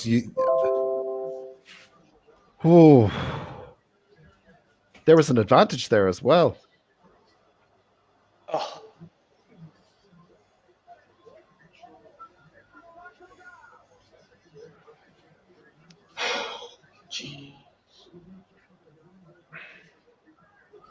George North just doesn't work in the centre, does he? He just really doesn't work. I just don't get it. I really don't get it. He tried hitting that up there, but he never got away from anybody. No. Henshaw wrapped him up quite comfortably. That's a bang to the head, mine. Yeah, he's had a lot of issues with concussion, hasn't he? Yeah. I'm not entirely sure why you try and convert someone from a wing to a centre at international level. No. It makes no sense. I can understand maybe, like, he has the right shape to play in the centre. So I can understand wanting to do that. But trying to do that at a national level, to me, it smacks of maybe a little bit of naivety that you have the time and you have the face time. You've got the player 3 times a week minimum for the year at club level, but you just don't have that at international level. Friend of mine is the physio at Northampton. Friend of mine's a physio at Northampton, and he says George North is genuinely a freak in all the right ways. You know, he's an athletic freak, but that doesn't mean he can play in the centre where there's more subtlety needed, there's better hands needed. He needs to be found space where he can be devastated. But at this moment in time, he's not making ground with the ball in hand, and he's not being put away in space. No. And that's not his fault. It's not his fault. It's just the system. He's been playing brilliantly recently and rightly is in the team, but not being played in the right position. It just doesn't make sense. To utilise his best ability, you put him in his best position where he can utilise that. You don't put him in the centre where it's much easier for Ireland to deal with that. Imagine we had Jonathan Davis at centre today. The difference in level is just ridiculous. The lies you tell on the wing are very different from the lies you tell in the centre. And also, if you're going to come onto the ball, if he's going to hit midfield coming onto the ball, he's got a chance to pick the lines, etc. But it's a more crowded environment. The defence is harder. They're pushing up with the blitz, and he's got no room to move. I was just looking at the stats that come up on the screen a moment ago there on the penalties. 4 for Ireland in the first 14, 15 minutes, I think it was. And then the 6 for Wales have come all from that and continue. So that really is showing me that that Ireland are stifling Wales and Wales and forcing them into unnecessary penalties when Wales should be the other way around, with extra man. But they're just not. They're sort of almost like, because they're 7 points down when really there should be a 14-point margin there with a man gone. They're sort of rattled a bit and they're trying their best, and that's causing penalties to come. But you would never say that Ireland are a man down. That's 44 minutes, and I think that's the first time Hallam Amos has touched the ball. But I mean, all of these penalties are coming from the breakdown for Wales. Why are they still going in for anything that's less like? We don't need to compete. We don't need to. The default should be you don't put a man into the line. Yeah. So you don't put a man into the ruck. You keep them all in the line. Ireland aren't going to be able to do anything. You could even put an extra man in the backfield. Ireland. Well, the thing is, if you're dominant in the collision defensively, then there's a chance that you can compete for it. But we're not being dominant in the tackle area. So unless it's a clear opportunity with no green shirts around it, leave it alone. Cede possession and pressurise again. Absolutely. Because if we don't commit to the breakdown, we then have players out. We have more players in Ireland, so it makes more sense. I just wanted to bring this comment up from Scott on the MLR Run podcast. I agree with whatever Brandon says. I mean, you'd be silly not to. So, So we've got the great Scott Ferreira on. We've had Rob the Hammerschmidt on. We're only missing Ty Braga from the team, lads. Ty, where are you? You need a great MLR Rugby Ran podcast. Check that one out for everything to do with MLR Rugby. The Rugby Ran podcast run by Ty Braga, Rob the Hammerschmidt, and Scotty Ferreira. That's excellent from Ian Gilbert. I like that. And said True North Ring. Oh, that is. That's a converted try if ever we need one. Yeah, that's in the running for comment of the day so far for me anyway. Ian Gilbert, our Ulsterman out in Madrid, our ambassador extraordinary to the court of Madrid. Ian Gilbert, great to catch up with you yesterday, mate, on the chat room. That's got to be the quote of the afternoon. Great kick there from Bigger. Yeah, Welsh 22 entry. Oh, go on, Kenny! Oh, Falatau! Oh dear. Pass was too hard. He's standing too flat to take that ball. He should have taken it, mind, but it was up near his nose. Well, I mean, there was potential on the outside before that breakdown happened, but Porter by himself manhandled the attacker back outside the 22. It was Gareth Davis. He just picked him up and threw him around like a rag doll. It's really good that I think when we talk about players who can be more interoperable, what Porter has done in being able to fill both sides at this level has been remarkable. I think I can't remember, it was Brandon I was speaking to yesterday, or it was one of the lads anyway, talking about having 3 props on the front row. Can you imagine having Keane Healy, Ty Furlong, and Porter as a three props on the front row? Now, wouldn't that be a bit of crack to see? It goes along the lines of my idea to have a sevens competition where we have a guest 7 side who are all ex-props, or certainly all ex-front row. Yeah, we might have to rename that one Murder Ball. Get it! Penalty. I think one of the big differences between the 2 front rows for me is the. Go on, George! Go, George! Yes! Oh, there we go. It was coming. That was poor from Ireland. I've got to wait about 30 seconds to see this. I didn't hear anything. And I'm just looking indifferent before I get dismayed and pour more of my Melbeck in. But I'm just getting it ready because I know it's coming. We're still waiting for something to happen here. I've got Thomas Williams Gareth Davis taking some time over the breakdown. Oh, there it is. Yeah. Yeah. What were we saying about George North? He doesn't work at centre. He doesn't work. Oh, that is poor. Yeah. Who was supposed to have him? Lowe's. It's Ian Henderson is supposed to have him and is nowhere near him. That's dreadful. Henderson's obviously gassed. But it's the extra man, isn't it? Yeah. It's starting to show a little bit. Yeah, these are the gaps you were talking about. They're going to start opening up. That's I wasn't. Well, it came from a turnover in open play. You see, so the field was broken. The field was broken. Wales made a little bit of headway. Therefore, they were in behind. The defence couldn't fall around the corner. There was bound to be gaps. And George North actually came onto that ball from a little bit of depth. Consequently, he was able to pick what he was going to do. Come on, little Lee. Oh, no. He's missed it. That was dreadful. 3-3. That's just... Nigel Quigley, you got to stick that up there. Yeah, I agree, mate. Even though he's nowhere near the team. Look, Stockdale's nowhere to be seen on that pitch today. It's a disgrace. Why is he there? He's anonymous. Yeah, no, that's a good opportunistic try from Wales there. It really is.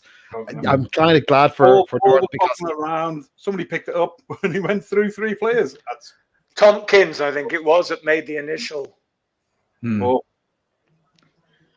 I think it'd be interesting to see how Ireland react to this now, see what they do, how they're going to approach the rest of this, because, you know, the first score really puts Wales in favour here, but it's going to be interesting to see how they react. And, I mean, again, they've got to try and control the possession and control the tempo of the game, because if Wales can get the ball and start dictating that, then hopefully, you know, finish some chances, hopefully. Rob Hammerschmidt, Rob Hammer just saying that, bloody hell, the feed is about 20 seconds ahead of the one in the States. So actually, you're probably ahead of where I am. I'm watching it on an iPad up in my office. I think if they just keep looking at my reaction, they'll get a fair idea of what's going to happen. Get rid of him. Get rid of him. This is the man who once coached Owen Farrell. Get him off. What's he doing on there? That's why England are so good. They were coached by a Welshman. You can claim that, Gareth Rees. I'm claiming nothing.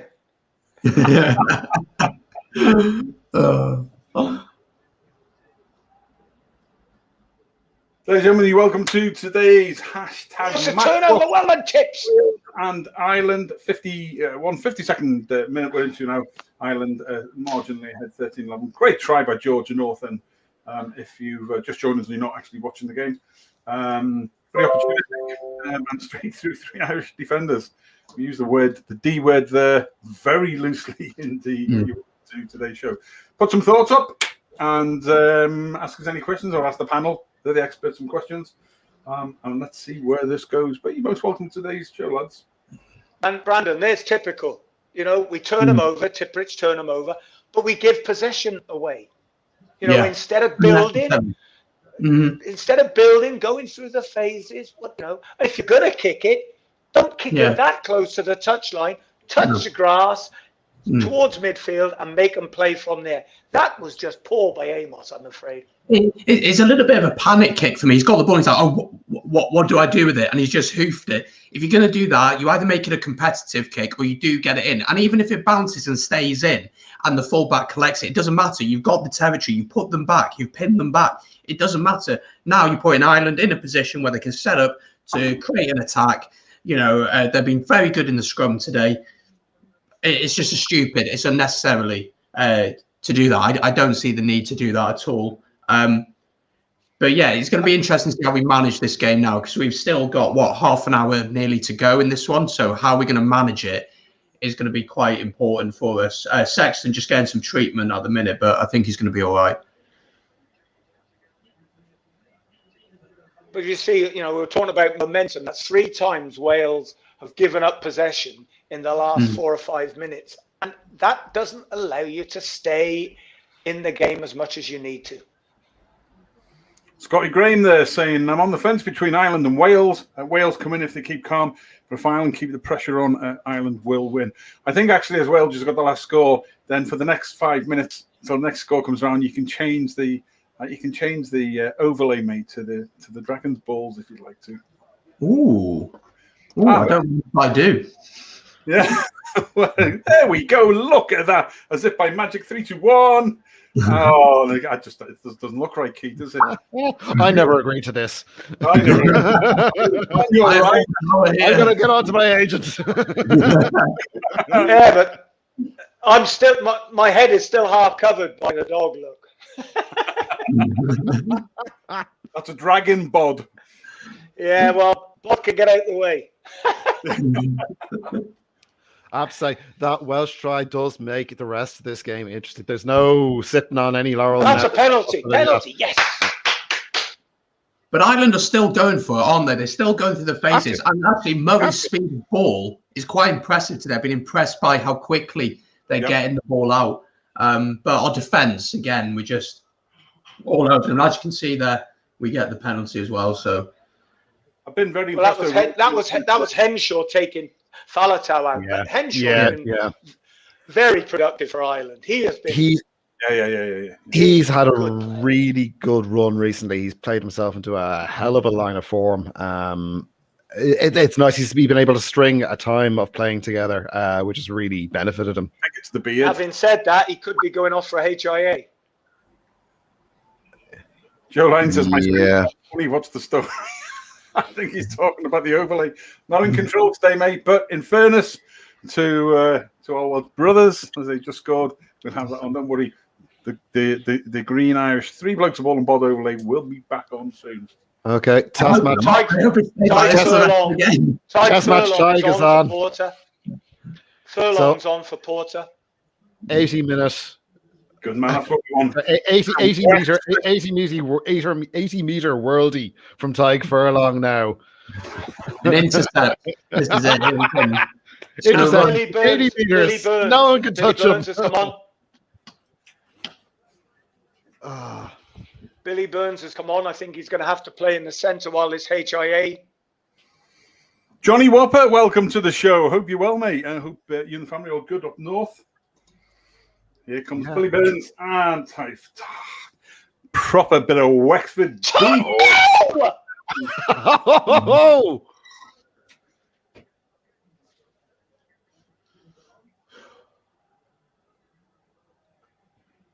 He's an immense all-round player, though, isn't he, Ty Furlong? Ty Furlong. Really, Ty Furlong. He's Just outstanding. yeah, Pure Wexford beef. absolutely. You're building well here. Well, you're certainly building big anyway. I'm trying to get He's small. definitely going to be for the Lions. He's got to start for me. If he's fit, surely he's got to be starting. We'll let him play a little bit. See what his form gets into. It is tough. He did have about 50 minutes in the last Leinster match there before the Six Nations, and there was some decent form there. His scrummaging looked decent as well, which is usually one of the things that's tough to get back. That and the fitness, the match fitness. So, where's a penalty? Oh no! You can't be grabbing someone by the shins in the air. That's a really bad idea, Keith. Yeah, that is. Maybe thought it was a line out. I don't think it warrants a card though, but No, there's nothing in it. There's nothing in it. There's no danger in it, but it was just silly. But the way that was being refereed 2 seasons ago, that would have been a card because he made no attempt to go for the ball. Yeah. But yeah, that For someone that's experienced of that to do that, it's just a bit silly, isn't it? To be honest. yeah, it is. Yeah. I tell you what is smart with Ireland is when they choose to contest at the breakdown, and they've made quite a few inroads into Wales because they're very clever when to contest and when to cede possession, and because of that, they're keeping the pressure on. I think that's lessons learned from playing England, frankly, a little bit. They were very good at knowing what to attack and what not to. And I think maybe it gave us a hint to be a little bit pickier about how we resource the rooks. I think Earls was unlucky there, actually, in fairness. He man of turn and put himself out of position, but at least he tried to grab him and bring him down. Our line-out's been dreadful today. At least they got that without. Yeah, you still got a ball in the 22, so I mean, Ken Owens' distribution has never been amazing, though. Gareth, would you agree on that? So I don't think it's been that good. Nope, it's not. Not anymore, is it? He's going back for a penalty in that maul. Yeah, there's always a penalty in the ball. We've got to put our foot down here now and take advantage of this. Yeah, We've got to do it. We don't want a nervy 10 minutes at the end. We really do not want that. Yeah. Now, do you kick from there? No, do you go the line out again? He's gone for the line out. Ooh, he's already played it. That's ballsy. Mind you, so's Thomas Francis's haircut.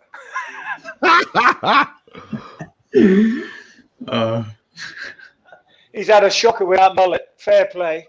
The thing is, if you're going to try and rock it, you just you just go full out, don't you? But he's just signed for the Ospreys, actually, so he'll have to cut it before he gets on the pitch of the Liberty. But otherwise, a good signing, so he'll be all right. Oh, that was. He is a good signing. I thought that was on trend at the Liberty this season, mate. To be honest, I don't think Alan Wynne will stand for it that much, to be honest. Ooh, Connor. Oh. That could be a penalty. Although it's not unless TMO looks at it. I doubt it. Unless TMO looks at it. TMO comes back, yeah. Oh, there's the advantage for the high tackle. Get it! There we go. Yes! There we go. Yep, that's right. We knew they were coming. Come on. Oh, hang on. They're going upstairs. Mute that bloke, would you? But no, hang on. Is he going upstairs for the? He's going upstairs for the high tackle, I think. Not for the line out. I think. Or is he looking whether he was in touch before the grounding? I don't think. Really? I doubt it because he was clearly wasn't. It's a lovely finish. They are. He's miles in. And he's got linesman right there. Both Is he feet. checking the final pass? I don't know. No. Grounding, apparently. And in touch. It's a great finish. It's a Try great finish. Yeah, it's a great finish. Yeah. But to me, it was clear as day the first time. Yeah. But that's it. I'm watching it on telly. And it's an aspect. It's an aspect of the officiating of the game that does my head in because it was clear. Yeah. Why waste time? The linesman is right there. He's right there. Yeah, he's right there. You can see it. What's he doing? Have He's the looking kahuna to for make a decision based on what you see Absolutely. when you're a foot away. That's a brilliant grounding. I don't know why they It's a took so long to look at that. No. That annoys me. You know, that they get the TMO involved in something that they clearly don't need. I'm not complaining. I'm not complaining, though. I'm not complaining. Well, he couldn't have ruled it out. In fairness, this way you get to see 27 replays of the same try. Catch up. I think Conor Murray might be a little bit lucky. Yeah, A little bit lucky, personally. I think that's quite bad because he's held on and he's not let go throughout the whole What time. a kick. He's not started here and moved up. He started here. So I think he might be a little bit lucky. I'm not sure if Barnes is thinking, well, there's already one off. Should I really send another one off? But I don't know. Yeah, you do see a bit of the kind of the high wrap rather than impact. You see them not called more often than they're called because it's not great, but it's not also what they're looking to stamp out specifically in terms. He's not gone in contacted, has he, with force? It's just unfortunate. That's right. Force to the head, they won't ignore, even if it's 10 aside, you know. But wraps like that with no force. Yeah.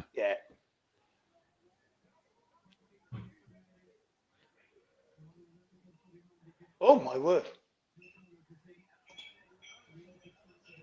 We need another try now, though. No, not a bit. Just make it comfortable, just to settle my nerves a bit. No. You just need to all relax back in your easy chairs there and just. BJ, wait till you see Stander on Falatau. Throw it around willy-nilly, it'll be fine. 20 minutes in, and we haven't shown anything in the second half. We just stood still. It was okay there just at the opening. But to be honest, like I said, there's a regrouping and there's also the energy reserves are down. Massively. You know. Oh shit. That's not good. That is a great break for Wales. You know the way you don't like Conor Murray. Am I about to dislike him even more? Not that I don't like him, I just don't like scrum halves in general. No, in fairness, it wasn't Conor Murray. I was wrong. It was low on the ground. God damn it. No, actually, that's great from. I think Ringrose pulled it out of his hand. I think. Did he?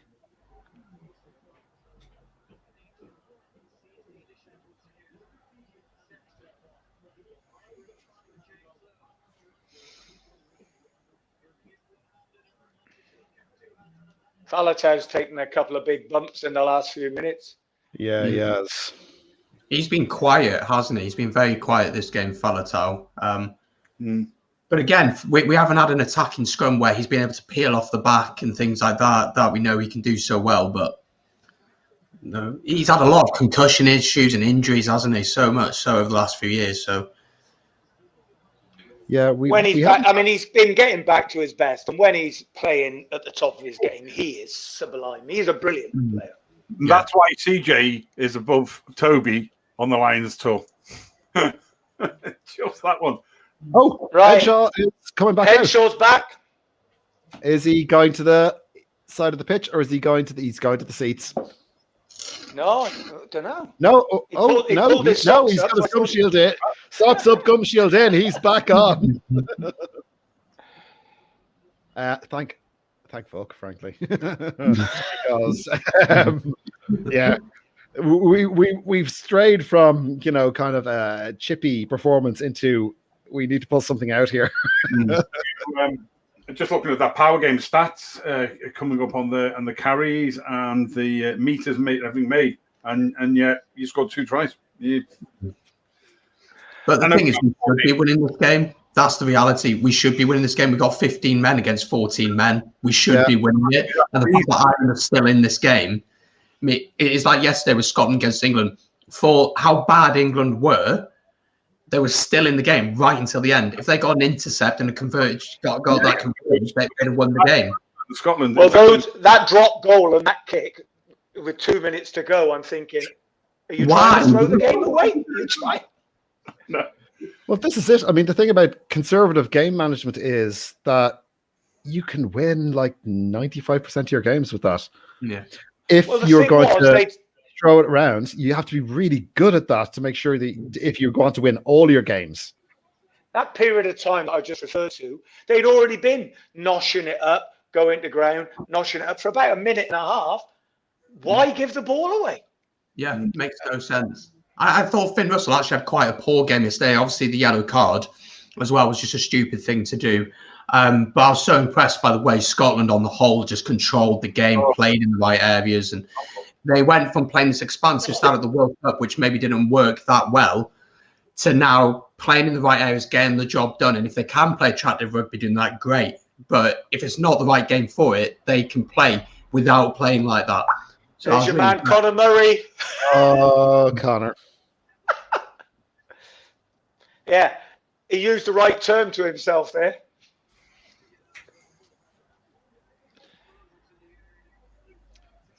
I mean, they gave man of the match yesterday to Hull. Johnny Gray, for me, was man of the match. I thought he was awesome. He had a good game. I thought Hamish Watson played well as well. Hamish Watson is terrific. so good. Yes. But, terrific. I'm back row biased anyway, so. Yeah, he's back on. There we go, Henjo's back on. Yeah, I read a mental stat, I think, on Twitter the other day that something like 12 out of the last 15 man of the matches in the Six Nations have gone to a back row. Is that right? Wow. But that's how much they take the game. They can turn defense into attack just like that. But is that also an indication that something needs to be done about the breakdown? If one part of the game is that key to matches won or lost, then maybe the game is a little unbalanced. But maybe that's how it works, though, isn't it? So it's like if you're attacking and yet you can turn that, the opposition can turn that ball over, your defense is not set, and off you go. And if you organize your pods, you can. That's how much impact you have on the game. Tide Bird chasing a ball he shouldn't have. Yeah. We're looking for the Hollywood moment now, and we're killing ourselves with it. That's an 8-point gap now. If you take what just went on for Wales and the technical bit for me there, right? They had a 3-man pod, but don't let Adam be your primary carrier. Yeah, in fairness, from where he was, I don't know if he would have seen the foot on the further side of the ruck that meant it wasn't behind the hindmost foot. To him, it might well have looked out. No, no, I think that. But I was just saying that what created that situation is you had Alan Wynne on Beard's left. Beard was the centre man of the three, but he's the wrong man to be carrying the ball up in those positions to retain possession, to try and stress the defence. I don't get that. Come on, Lee. Get the you can't miss that. You can't miss that. It's still exciting. It's still exciting. I know. Desperate to get this Dragons balls overlay off. I think where it is. Oh, 8-point game. This is getting away from Ireland now. 8 points. It's a long time, but the magic 8 is important. Yeah, if past one score, it just gives us a bit of breathing space now. That's the big thing for us. That's it. I mean, 2-score game, a penalty could make the difference, but the clock is ticking. You know, there's 14 minutes left now. It's going to be tough. 2-score game. Yeah, I don't know. Pivak's making a few changes here. I think Adam Beard's just gone off. So it'll be interesting to see what the impact on the bench are. Leon Brown and Will Rowland's coming on. So we'll see how they do. Both of those players have improved tremendously in the last year.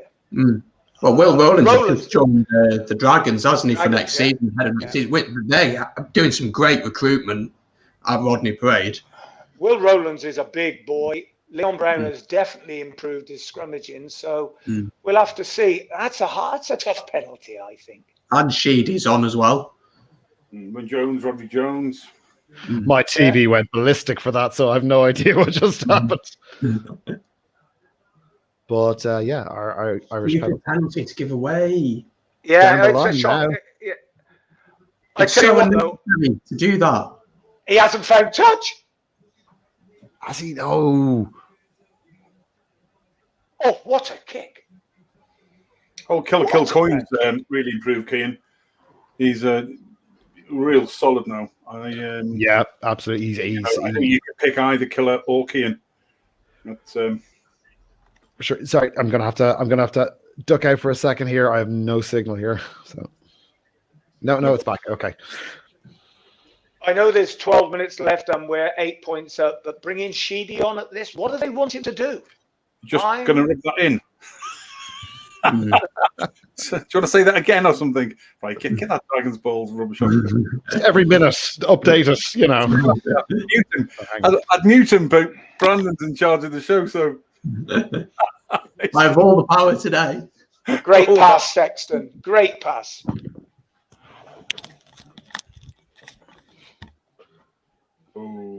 Yeah, I don't agree with bringing Sheedy on at this point. I'm not really sure what he brings to us that we need at this point. I think Bigger just solidifies, he keeps it simple, has that physicality in the game.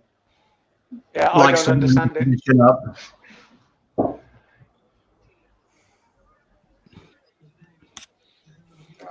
Come on. Oh no, Irish Get player on the down. burn. Get it. You're on it. You're on it, Sexton's Tony. down. Sexton's What a down. good ball. 68 minutes. What a great shoulder ball from Henshaw.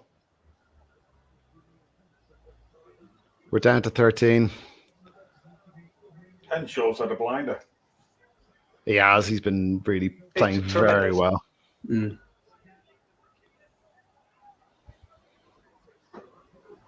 But Sexton does play this risky game where he goes right up to the defence line and releases the pass and he gets flattened. I know it didn't happen that time, but he does play a high-risk game, doesn't he? Good tackle, Tips. Right, they're going to stop the game because... They're stopping it because Sexton's down. Yeah, not good. Okay, that's probably... That looks like Sexton out for the rest of the tournament. Going by the way they're handling it. Surprised they let it play for that It was... He hit Tipperich's knee as he was going down. Tackle. Oh! That doesn't look good, does it? Oh, no. Yeah, nothing in it. Absolutely nothing in it, but Jesus.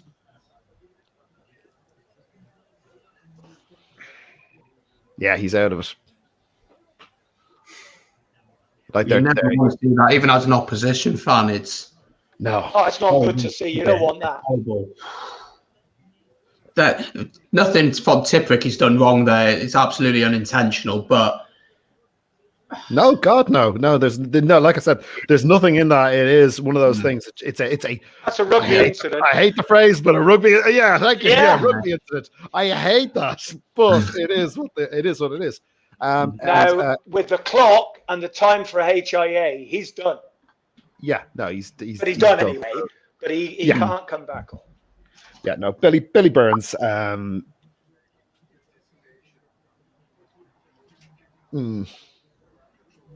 Well, he's up anyway. Thank God for that. Yeah, no, he's up and walking, but I think he was trying to come up with an argument to stay on. Stay on with the medics because he could talk. So he's like the Black Knight, isn't he, in the Monty Python film? Yeah. Come back, I've got you. You've got no arms and legs. I'll bite you. Yeah. Look, bite your kneecaps off. He is chops in the whole way. This is Yeah. I'm gonna do a meme with Johnny's head on the Black Knight from with his arms and legs missing. That's the thing. When he shakes his head, 9 times out of 10, he's shaking his head at himself. Yeah. He is never more annoyed at anyone else than he is at himself. He is so hard on himself. He is so driven, and he expects people to live up to his standards. Yeah. And that's I why he's such a I get narky that, fucker. but the conversation with the people before the game about head injuries, players have to be protected from themselves. Yeah. Oh yeah. No, absolutely. Like, oh no, I'm not saying absolutely get him off. But I'm also saying he's such a competitor. He absolutely wants to stay on. Well, you got Sheedy and Burns now. How they will actually aid their team managing this next 10 minutes is quite interesting. I have to say, I'm surprised, being a man down, that we haven't seen more of the shoelace tying and eye contact losing and the classic old school, just like hey, get run the clock, run the clock. In fairness to them, they'll take the moral high ground out of this one. It's a shame, because every time I've ever heard him interview and speak, he's such a nice guy. I just wish he'd been in another position than a scrum half. Him and Bod could have been best of buddies, once Hey, Henshaw's now on the flank. It just says he's doing everything. Look. Yeah, well, he can play the accordion as well, so and it's on his side. Yeah. He's staying well away from us. That was, in fairness, pretty well done for the scrum. Billy Burns, go on. Sorry. This is a decent platform in the Welsh 22 for the Irish team. Good work, Furlong. Like Burn. Two off their feet. That could have been pinged two straight off their feet, but it isn't. Oh. Hey, Brandon, keep up. To the 5. Brandon, keep up. It's on. It's on. Taking there from Nigel quickly, and David Topping. Hold him up, Sheedy. See, but some of you youngsters aren't old enough to remember Monty Python. No, I don't remember it. I just don't. Oh, great tackle. Oh, what a hit by Wyn Jones. Okay, this is going to be immediately followed by a 2-hour watching live on YouTube of Monty Python, The Holy Grail. We recently had David James, former Wales and No, that is wrong. No, that is wrong. Penalty in the 22. That is wrong. No. Oh. No. Okay, back to the penalty. Hey, Brandon, Sheedy's on, but it's not for bigger. Is he on for Tompkins? I don't know. I just seen Bigger drop on the ball. Tompkins gone. So, Ireland penalty in the 23. What did they do? Do you take the 3 or do you go with the line? 10 minutes to go. I will take the points. Absolutely. Within 7, losing bonus, and from that you can try and get a try. Because a try by itself. It's 9 minutes to go. You've got to take the points, particularly where the penalty has actually occurred. You see, that's the problem with you being a coach. Now, Tompkins is on. Joe is on. Give it to the forwards, they'll get it done. George North has gone, has he? It must be North has gone off, yeah. Oh. But Zamet's injured here as well. I think he's hurt his wrist. Yeah, it looks like he's done his wrist in. He looked like he hurt it actually before there was anyone there. Before the contact. Yeah, the look at his face. In pain. He is in pain. That's a horrendous shame. That's his first cap, isn't it? First Six Nations. No, he started in the autumn. Oh, yeah. Did he get a start? Yeah. He did get a start. Okay. He scored against Georgia, I think it was. But that's a broken wrist, I think. It doesn't look very good, does it? I hope not, for his sake. Go.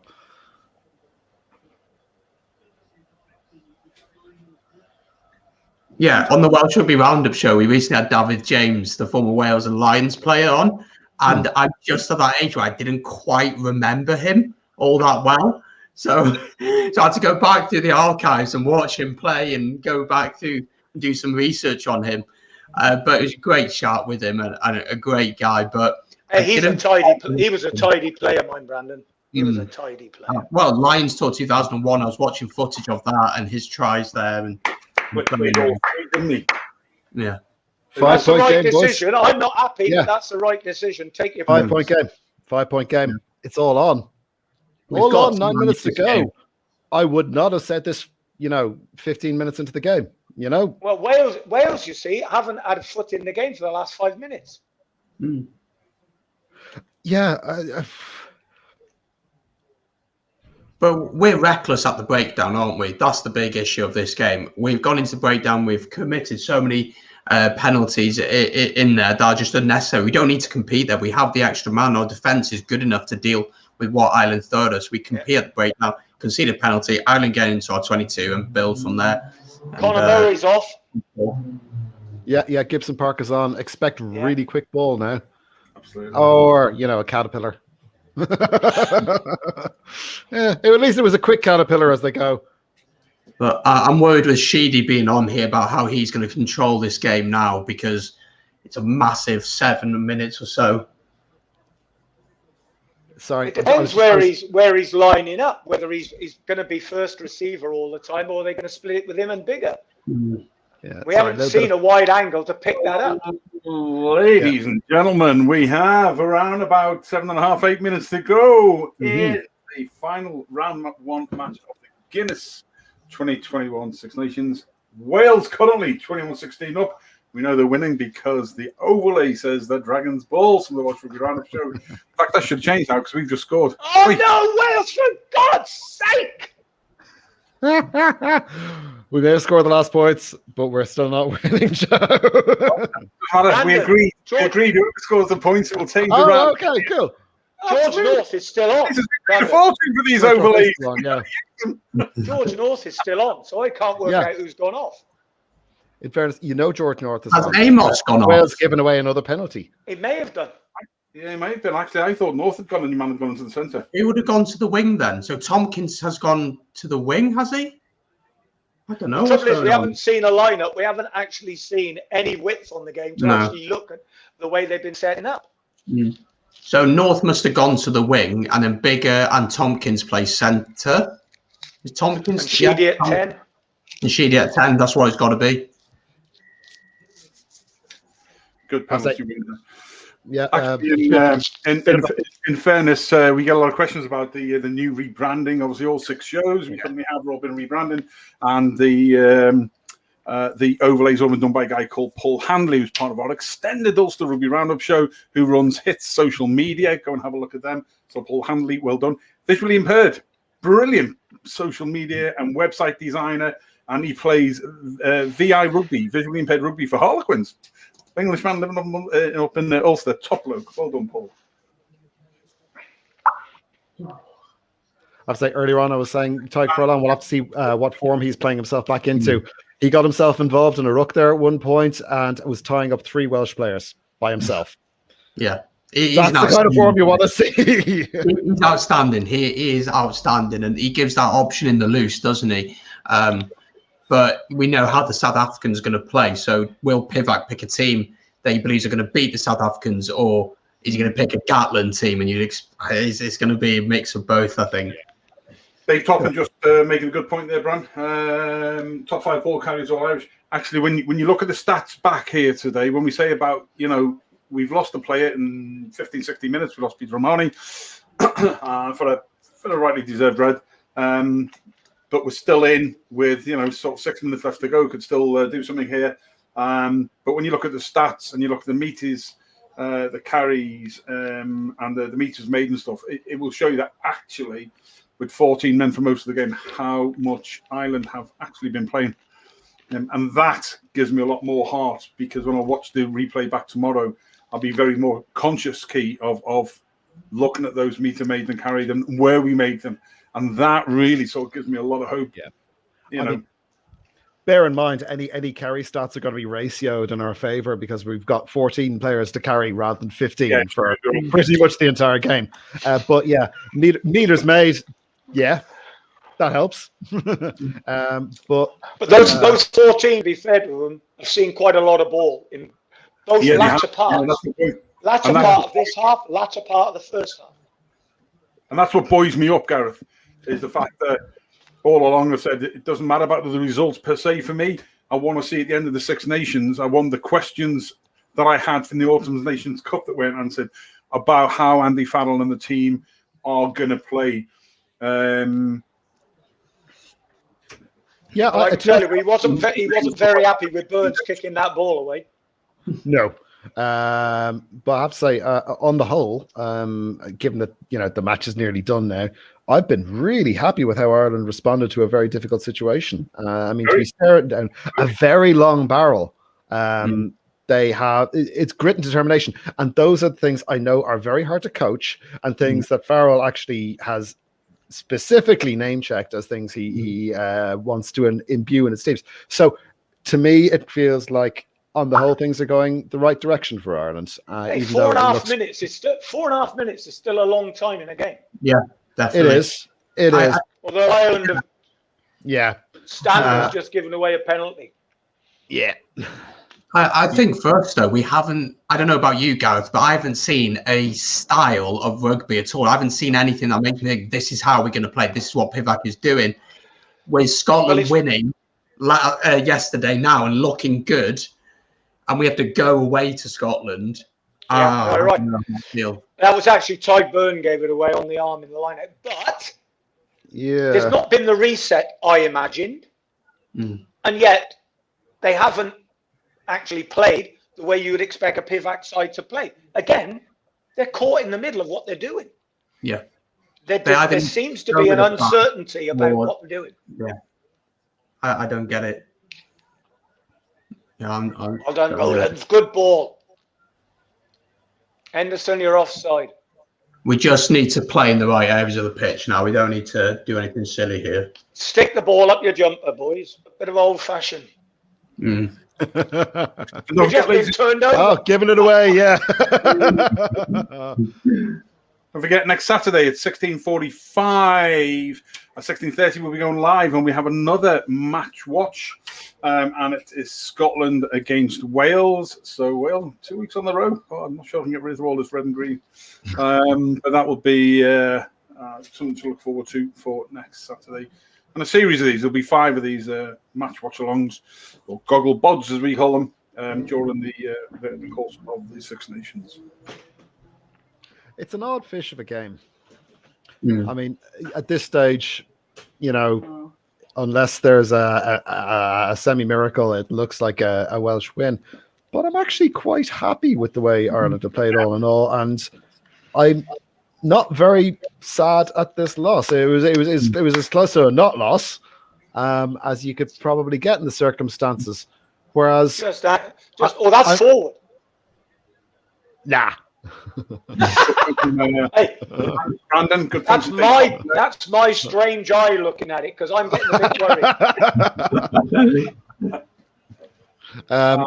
Dave Toppin, White Walker One, says he would argue that Pivac and Farrell are in the same boat, trying to instill a playing system, and they will be caught between the rock and the hard place. Look, they've the national unions will have pressure on the coaches to. You win games, your sponsors are happy, even so. So for us fans wanting to build towards France 23, I think there's a different approach. The only people in the Northern Hemisphere who are not really approaching that way are the French. No, but Wales need to win this game. So any win at the moment will be an absolute bonus. Yeah, definitely. Well, the Six Nations is all about momentum, isn't it? If you win that first game, you build momentum. We've seen England lose, which not many people expect. That blows the tournament open. Coming into this one, I thought Ireland were going to win a close game, I thought. And then obviously Italy, we don't expect that much from Italy, if we're being totally honest. So it blows the tournament open, doesn't it? It does. So, I haven't seen... That's a harsh call right there. It was called forward, but I would have said that left his hands backwards. I don't know whether Tompkins got it. I don't know. Yeah. No, he was spinning round. I thought it looked like it bounced forward off the ground. That's harsh. But it is, because it's not the winning of the game. It's a 45-second scrummage. Yeah. I'll take it. I don't mind. If you'd have asked me this morning, would I take this? Absolutely. Yeah, definitely. Well, Because like Brandon, I had no confidence of Wales winning this game. What would have happened if Omani had stayed on the pitch? We'll never know. We'd have lost. Well, But- woulda, shoulda, coulda. But the way that Ireland have played without him, you probably think they would have won this game. Yeah. Yeah. Oh, go on. Don't Big kick cheer. it, you bluff. What a crowd. I'm Okay, here we go. Last chance saloon. Clocks in the red. I'm not All sure. Yeah, right, just have give it. possession. Yeah, so we give you the ball. Yeah, appreciate that. Thanks. I'm not sure. I'm not sure how they chose player of the match personally, myself. Win Uh, was very One good. offload he did. One steal and one offload out the back. That's all it So- was. Who Not got sure it? watching the same game. I mean, they must be 3 hours behind my 20 seconds. Sorry, who got it? Win Jones. Okay. Yeah, interesting, right? Go on, George. No. No, called back. Yeah. Good point from Nigel Quigley there. Not to offend any of our Munster friends, but I think at this level now, I think there's just got to be so careful in every tackle you're going in, and you cannot go in leading like that. That's just, he'll. This Well, is interesting. This is interesting. It could be a penalty and a card in the last minute of the game. Could be. Oh, that doesn't look good. I don't agree with this. A deliberate knock on is where you dap the ball down, Yeah, I get not that. stick a hand out and a finger touches it. And we've seen that more and Yeah. more in the last sort of 3 to 4 years Well- or so, where if you go for it, because actually there's some look at someone like Bakatawa who can just catch the ball with one hand. So players going for it, it's never been a knock on for me. Like you say, deliberate knockdown is. Does he touch the ball though? He does, yeah. Oh, he does. He gets fingertips. It's fingertips, but you have to have a reasonable expectation that you're actually going to take the ball. Yeah.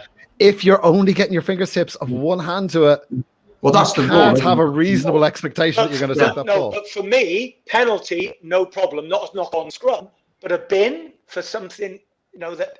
No, it's not a bin. Just No. watching that back, and it is unfortunate. Of course, the thing is, it's the mindset. The head, the brain is going out, go for it. And we forget that sometimes. It's easy to watch on catch-up or easy to watch here. But actually, when we've all played, and the natural instinct is to go for the ball. Yeah. Now, I'm telling you, I'm having kittens here. Wales threw the ball away, and Ireland we had still 2 have. minutes. 2 minutes with the ball. Yeah, and frankly, I have to say, it's quite like we were going to lose this. They're not playing like with the energy levels that I'd expect at this stage. They're actually looking fairly lively, relatively They speaking. can galvanise the squad, can't it? Having something like that happen. It really can, and we've seen it before. More often than not with the Southern Hemisphere teams, but Yeah, Wales against Australia 5 times in succession, winning with 4 minutes to go, and Curtly Beale. oh, that's playing it on the ground. Be careful. I think that should have been a penalty. That should have been a penalty. That was, in fairness, the way it's gone now. Absolutely, yeah. Louis Rees-Zammit is still on the field. He can't tackle because his arm's so bad. Get on it! Jesus, Faletau. Oh my God. Henshaw. Oh, Henshaw got a couple of yards after contact there. Oh, And it's a no! penalty. Oh, this is game on. Oh, this could be a Gareth smash and grab. Gareth Davis needs shooting for giving the ball away. Oh, I am What is it, 46 3.5 minutes. behind you. That is a lifetime, gentlemen. Yeah. 46 seconds is a bloody lifetime stuff here, let me tell you. oh, don't worry. You'll know how it finishes 43 seconds before you see it. They're going for it. Oh, well, there's nothing else to do. Of course, we He's can gone go. dead. He's gone dead. Go on, Jordan. No, you don't want to see this, boys.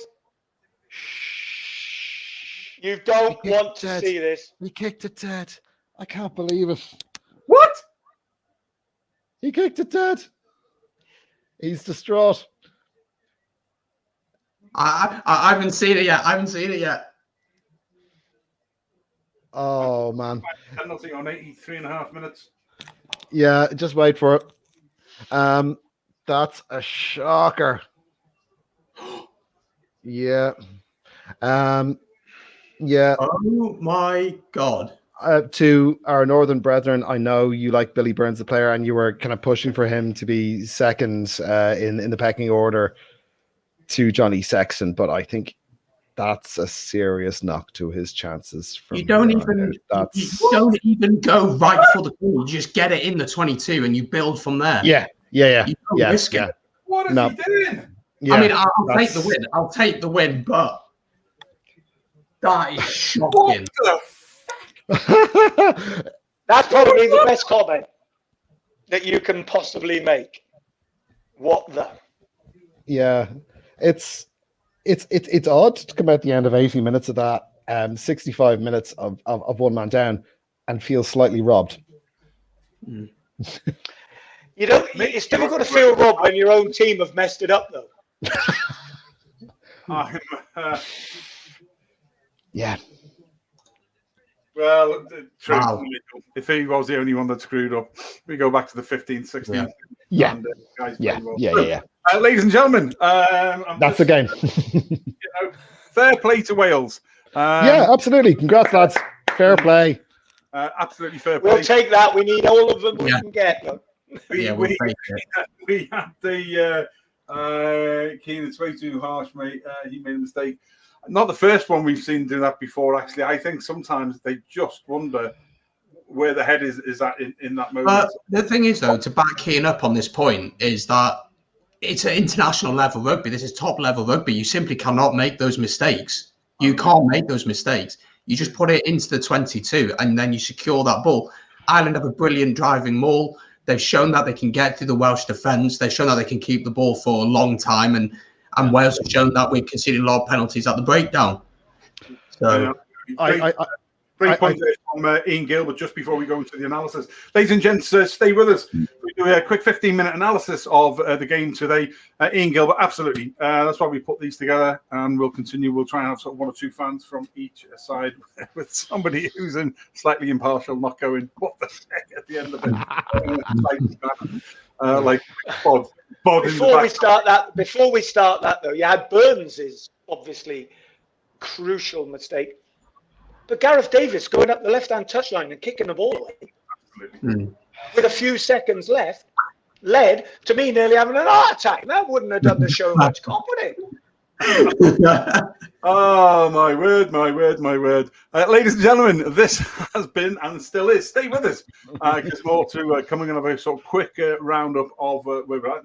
Halfway looking between the screen. Here's my camera. Do you know what is on the telly? Very, very buoyed. This is the ThreeBOD Rugby Group, and we have our first match watch of the year, our Gogglebox as we call it, with thanks to our great friends at Gogglebox for giving us a bit of a part of the idea for doing that engagement. And during COVID and beyond, getting everybody together that we can get in a studio and watch around the globe. It's a bit of crack, lads, and that's all it is. And thank you for everybody who has supported and joined us today. So here we go. Joining me today has been at Rugby Kino Milio. We have got Brandon Smith, who is one of our triple hosts of the Welsh Rugby Roundup Show, the Dragons Balls. We're allowing the overlay to stay on because you won, lads, because we're fair like that. And one half of the Man's Purse team, who also, I keep throwing this in there. Don't, just forget it. Park it, all right? He once was the coach of the England Queens and his captain was one Owen Farrell. You're never going to get away with that. You've made it what they are, and you are Welshman. There you go. Gareth Rees has been joining as well. Everybody's been right. So, Brandon, start us off. Quick summary of the game overall and your good takeaways for your own fair Welsh team. For Wales, it's a win, isn't it? That's the big thing. Gareth said it throughout the game. We need this win, and we got the win.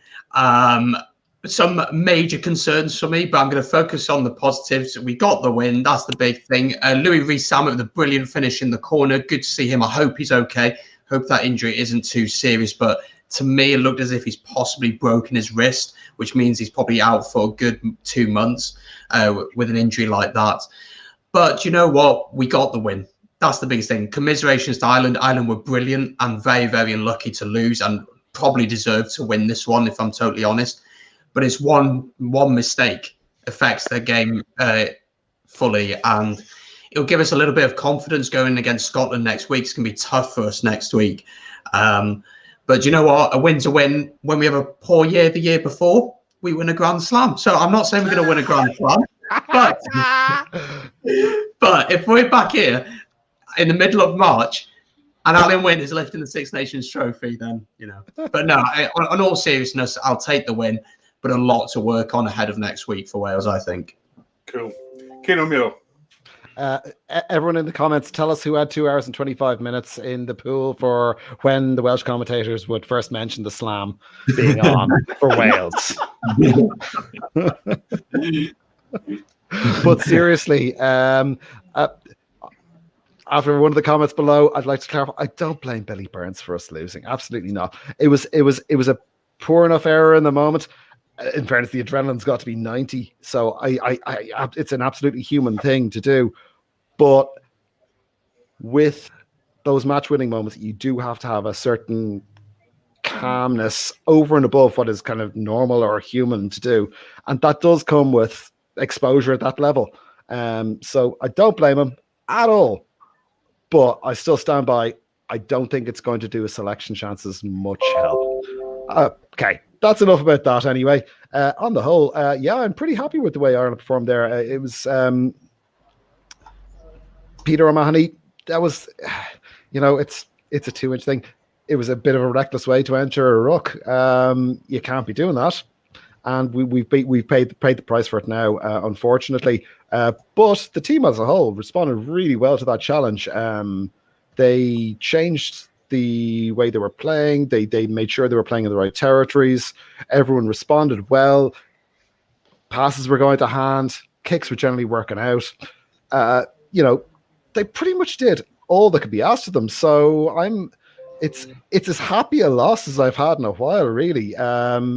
We didn't maybe get to see as much of an evolution in the way Ireland were playing as I would have liked to see, because, well, given the circumstances, you are kind of playing on the fly. But the fact that they were able to change on the fly to the situations that face them, it's that kind of thing that has held Ireland back in the past, where things have changed and we've not been able to change with them, either a little bit far back where maybe we just weren't good enough, or in the Joe Schmidt era where everything was so prescribed that we just didn't have the plays in the book to cover the exact situation that we're in. So on the whole, yeah, I'm actually pretty positive about the whole thing.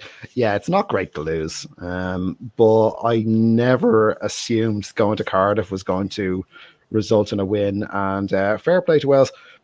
They did what they needed to do. It was pretty close in the balance of things, but they got it over the line. And then lastly, I'm really concerned for both teams insofar as that it was really quite attritional. There was a lot of injuries in that game, and I'm kind of worried about the squads going forward, both sides, because all of there are positives to be taken from most of the teams in the Six Nations this year coming out of that first weekend, and I'd be worried that Wales and Ireland might have more negatives in those injuries than they can take positives out of performance. But I suppose the next couple of weekends will tell that tale. Yeah, absolutely. Gareth, just before I come to you, I think that there's a couple of good points. Benjamin Haswell. Benjamin, good afternoon to you. Welcome to the show. Is home ground advantage anymore was such a crucial factor in the Six Nations the past? And yeah, in the COVID delay for the upset. I think that we've sort of talked about this a lot, and I've tried to put myself into, I've never played in the front of those levels of crowds. But I think when you're on the pitch, it must help when you have the crowd lifting you there. But I think when they're on the ground, I mean, that was, Keane's right, it was just attritional for 80 minutes. I would worry, if I was both sides, I'd be worried about playing France or going to Scotland next week, because I think that the way Scotland played yesterday, if they bring half of that next week, and the way France played, you're worried about that playing Scotland? We've got fucking France. Yeah, so I said going to France, playing France. going away to Scotland for the Welsh next week, because that's the big round for us. I'd be worried for both of our sides, genuinely. But again, comes back down to I was very buoyed by you can't blame Billy. I think it's a bit of sort of brain fart there. But again, I think at that level, having somebody else, who you skip at the time, just the second in the year, just right. Do we know? I say I don't get it. Do we know what we're doing, lads? Right? Okay. What are we going to do? What's our play? Because you've got the time. The clock is effectively stopped. So you've got time to do that. But you can't blame a player. He has to live with that. No. I don't know if he looks like Captain Darling. So, but no. In all seriousness, he's a great quality player. I don't think it will actually. I don't think it will make any difference to. He's a class player, Billy Burns. He is. Yeah. I don't think it will make a difference to the choice. I think he was put in there today for if Johnny got injured or didn't make the whole of the thing. It was more of a almost conservative shoring up because he's a quality player, rather than putting Harry in. Depends on what happens with Johnny. Do you do against Scotland? Do you throw Burns still on the bench again and give Harry a turn next week? Time will tell. I think that's what I would like to see, if I'm honest. For Ireland today, battled 65 minutes and did really, really well. When we really look at the stats again, even over the 14 period, I think it will be fine. I think it's good, and it shows us, because you don't always see it in that first time when you're watching it real time. You don't always see just how much that they actually achieve. So I want to watch it back tomorrow. I think it'll be good. But I'm pleased. Just rewatching the Islamic try there, and who was it? It was the Wexford Beast getting across there to tackle him. And the fact that, your tight head is getting across there at that speed. And he was that close to put them out.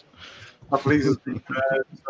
But no, overall, all very, very, very good. And in fact, Eleni says how skipped so many times. I think there was. I think it was a good game of rugby. It was. And again, you can only play the teams that in front of you. I thought it was a great game of rugby for the fans. I think it was a great Six Nations game of rugby, and that's what I'll take away from it. There was some good stuff to take away from both sides. We can all do different things. Just watching CJ being interviewed, he's just a beast for me. He does so much underlying work that Billy Vunipola used to do.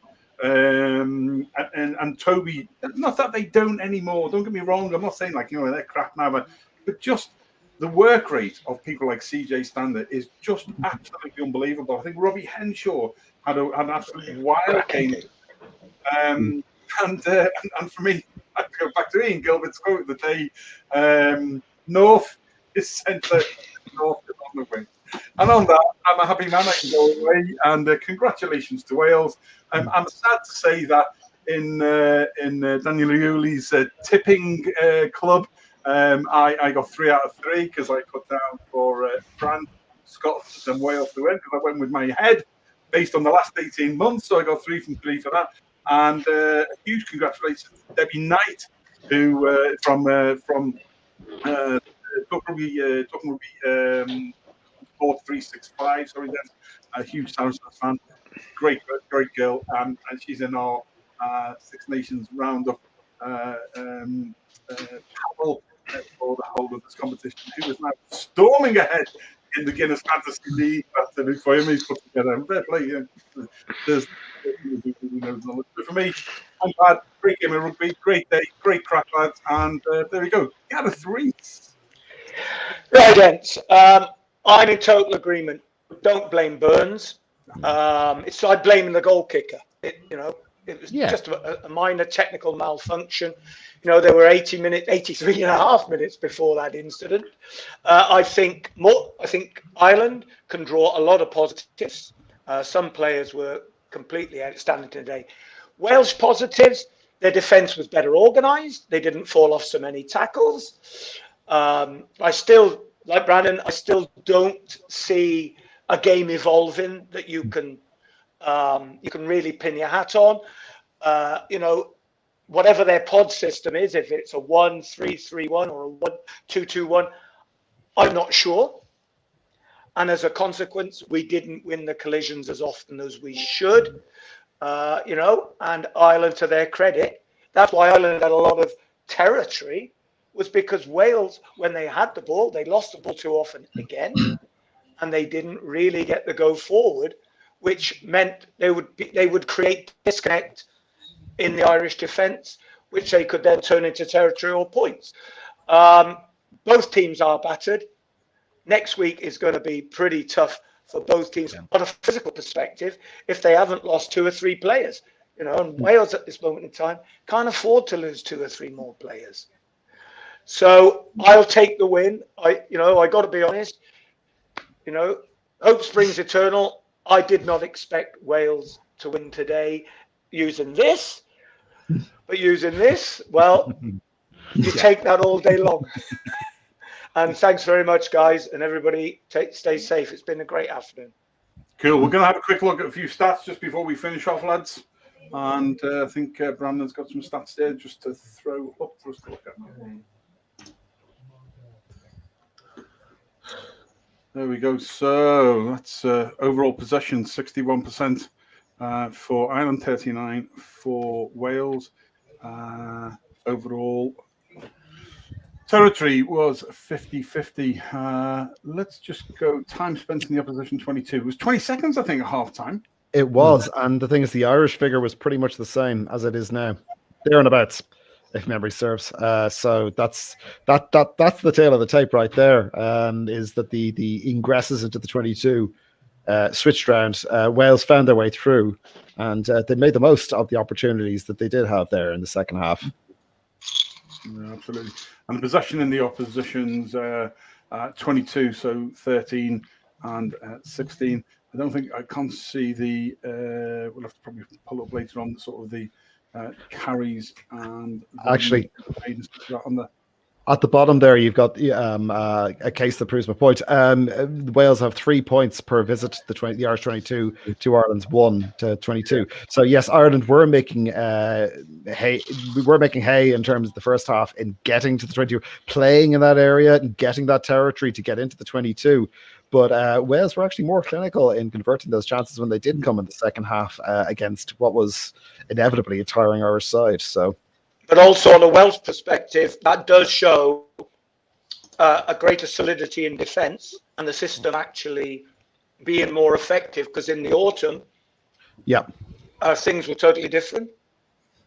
Yeah, it was that width. You got that width. You kept that width. You weren't over-resourcing the rucks. Your back row didn't have its best day, in fairness, despite playing against 2 Irish back rows for most of the game, which is another thing. Tyke Burns are 5.5, mine.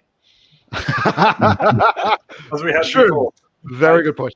Well, it was that width. You kept the width the entire game. There was no easy access around their fringes, and that was where, other than the set piece, Ireland made advances in the Autumn Nations and the previous 6 Nations. So there's definitely improvements there in the Welsh defensive system, and I think once you get that defensive system sorted, you will start to see improvements in the attack systems. I'm a true believer in it, that you have to have a defensive system. Platform, haven't you? Yes. You have to have that foundation before you see the rest of it coming. And I think he's at the start of it. I do. Yeah. We have to earn the right to be able to play the way that Pivac wants to play. Once we have that, then we can do that. Today we didn't have that, but we played the way we needed to do. We got the win, and as Gareth said, that's the most important thing. Take a bit of pressure off Pivac as well. But Scotland next weekend is going to be a totally different game, isn't it? So, but again, we have a really good record against Scotland. But again, both teams are in very different places. So yeah, Scotland are going to be buoyed. Yeah, very, very, very much so. I think, lads, just to finish off then, who was the standout person, notwithstanding the play of the match, who was the standout person for you today, Brandon Smith? Oh, I think CJ Stander for Ireland was very, very good. I thought Conor Murray played pretty well today. He got the ball out quickly. From a Wales perspective, I mean, Wyn Jones got man of the match somehow, which was quite impressive. I'm not really sure how that happened, if I'm totally honest, but he got man of the match anyway. Tipperick did a few little bits around the place, but again, it wasn't. It's hard to see from Wales who was the best player, but From Ireland, I thought CJ Stander was incredible, put a heck of a shift in. And that Irish back row is something special. Obviously, Omani went off with the card, but if I was Irish, I'd be quite happy. And heading over to France next week, tough game, yes, but it's going to be an interesting game. Yeah, absolutely. Kim, stand out for you. Stand out for me. The Irish side of things, Robbie Henshaw, every time he got his hands on the ball, he looked like he was going to cause trouble. I mean, there were some good performances all around. I mean, generally speaking, it was a pretty decent performance across the subs as well. They were all pretty good, but Henshaw every time looked dangerous. So for me, he was the standout. He was the single standout out of a lot. Tyke Byrne did a couple of nice things. Ryan, it was sad to see him go off so early. O'Mahony, that was a disappointing mistake from him. But that can actually happen to any player who's hitting rucks. Really, we've seen it happen to so many different players at this stage that it's not a surprise. You can't lead with the shoulder or the arm anymore. On the Welsh side, I'm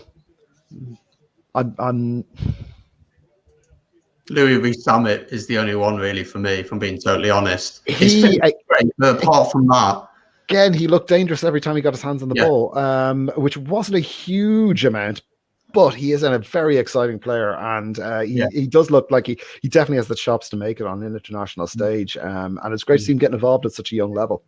Yeah, I think he had 2 or 3 breaks. Then he had one break early in this first half, which was quite exciting. And then obviously his try was a great try as well.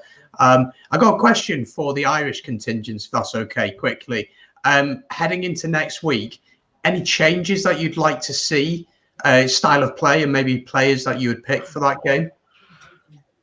Ireland don't change our style of play from match to match. We don't really change our style of play from manager to manager either. So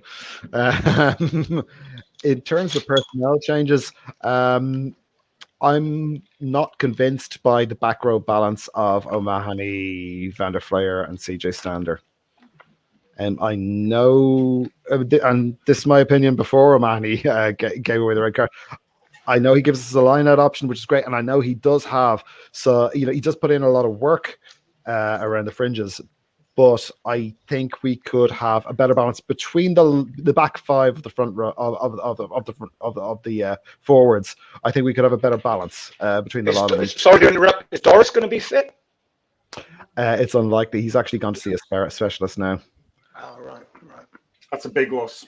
It's a huge loss, and I think he's just a game changer, and that's going to be a big difference in the way that we play on that and what we build on. So for me, I think that the front row is muchness. Will Porter start or will Ty come in? I think they'll probably start Ty Fairlawn, actually. I think he's probably given enough that they want to sort of in that first 40 minutes especially give the French a bit of a hard rush. So I would see it probably. Actually, I think you might see Killer Kilcoyne start over Cian Healy.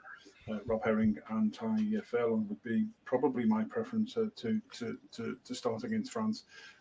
Second row, I think injuries.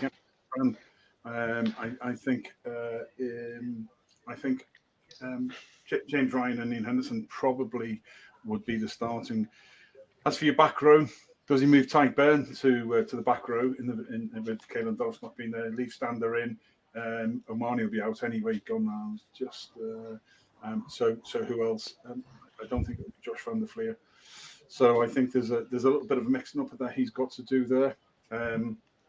What happens with Johnny Sexton? I don't know. I think against France, I think you've got to take the game to them, and I would not be adverse to putting Harry Burns in a 10. I think he'll keep Conor Murray in. Conor Murray had a good game today.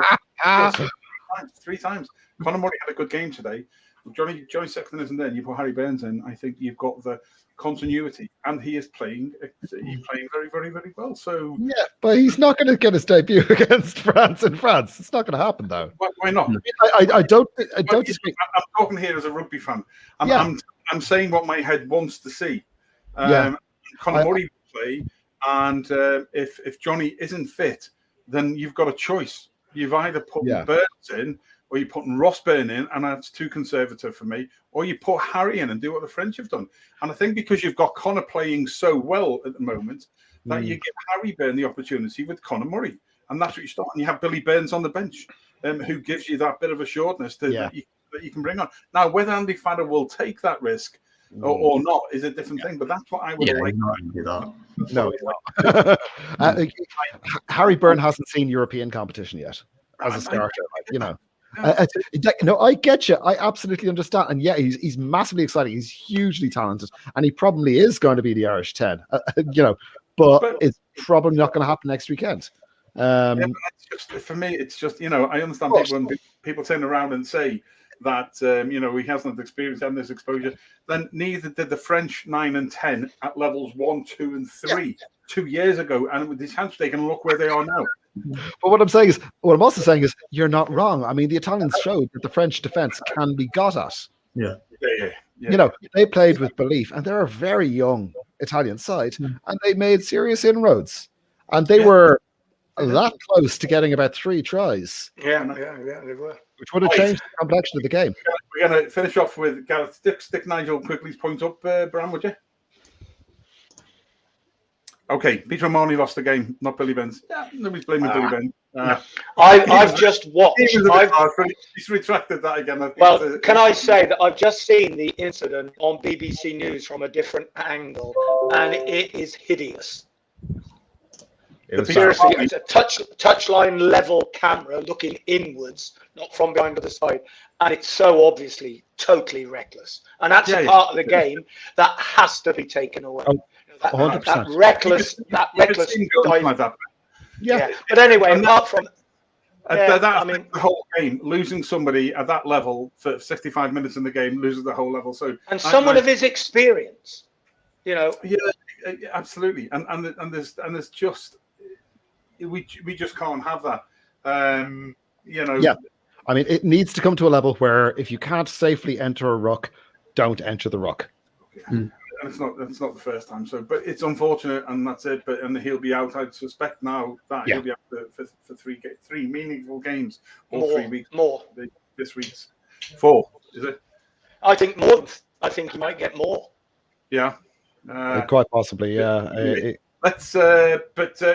You're right. Yeah, nobody blames Billy, mate. It was, but I think there are others on the park there who, in those critical moments like that somebody should be having a word in any players here. You would expect although if Johnny was on, Johnny was Johnny Sexton was the skipper, but somebody who's like, right, what's our play, chief? And just gives you an extra second just to clear your head and like that, because it's business critical. And I think that's one of the things that we'll do. But next week, I don't think Johnny will play. I'm hoping that he's okay and everything like that.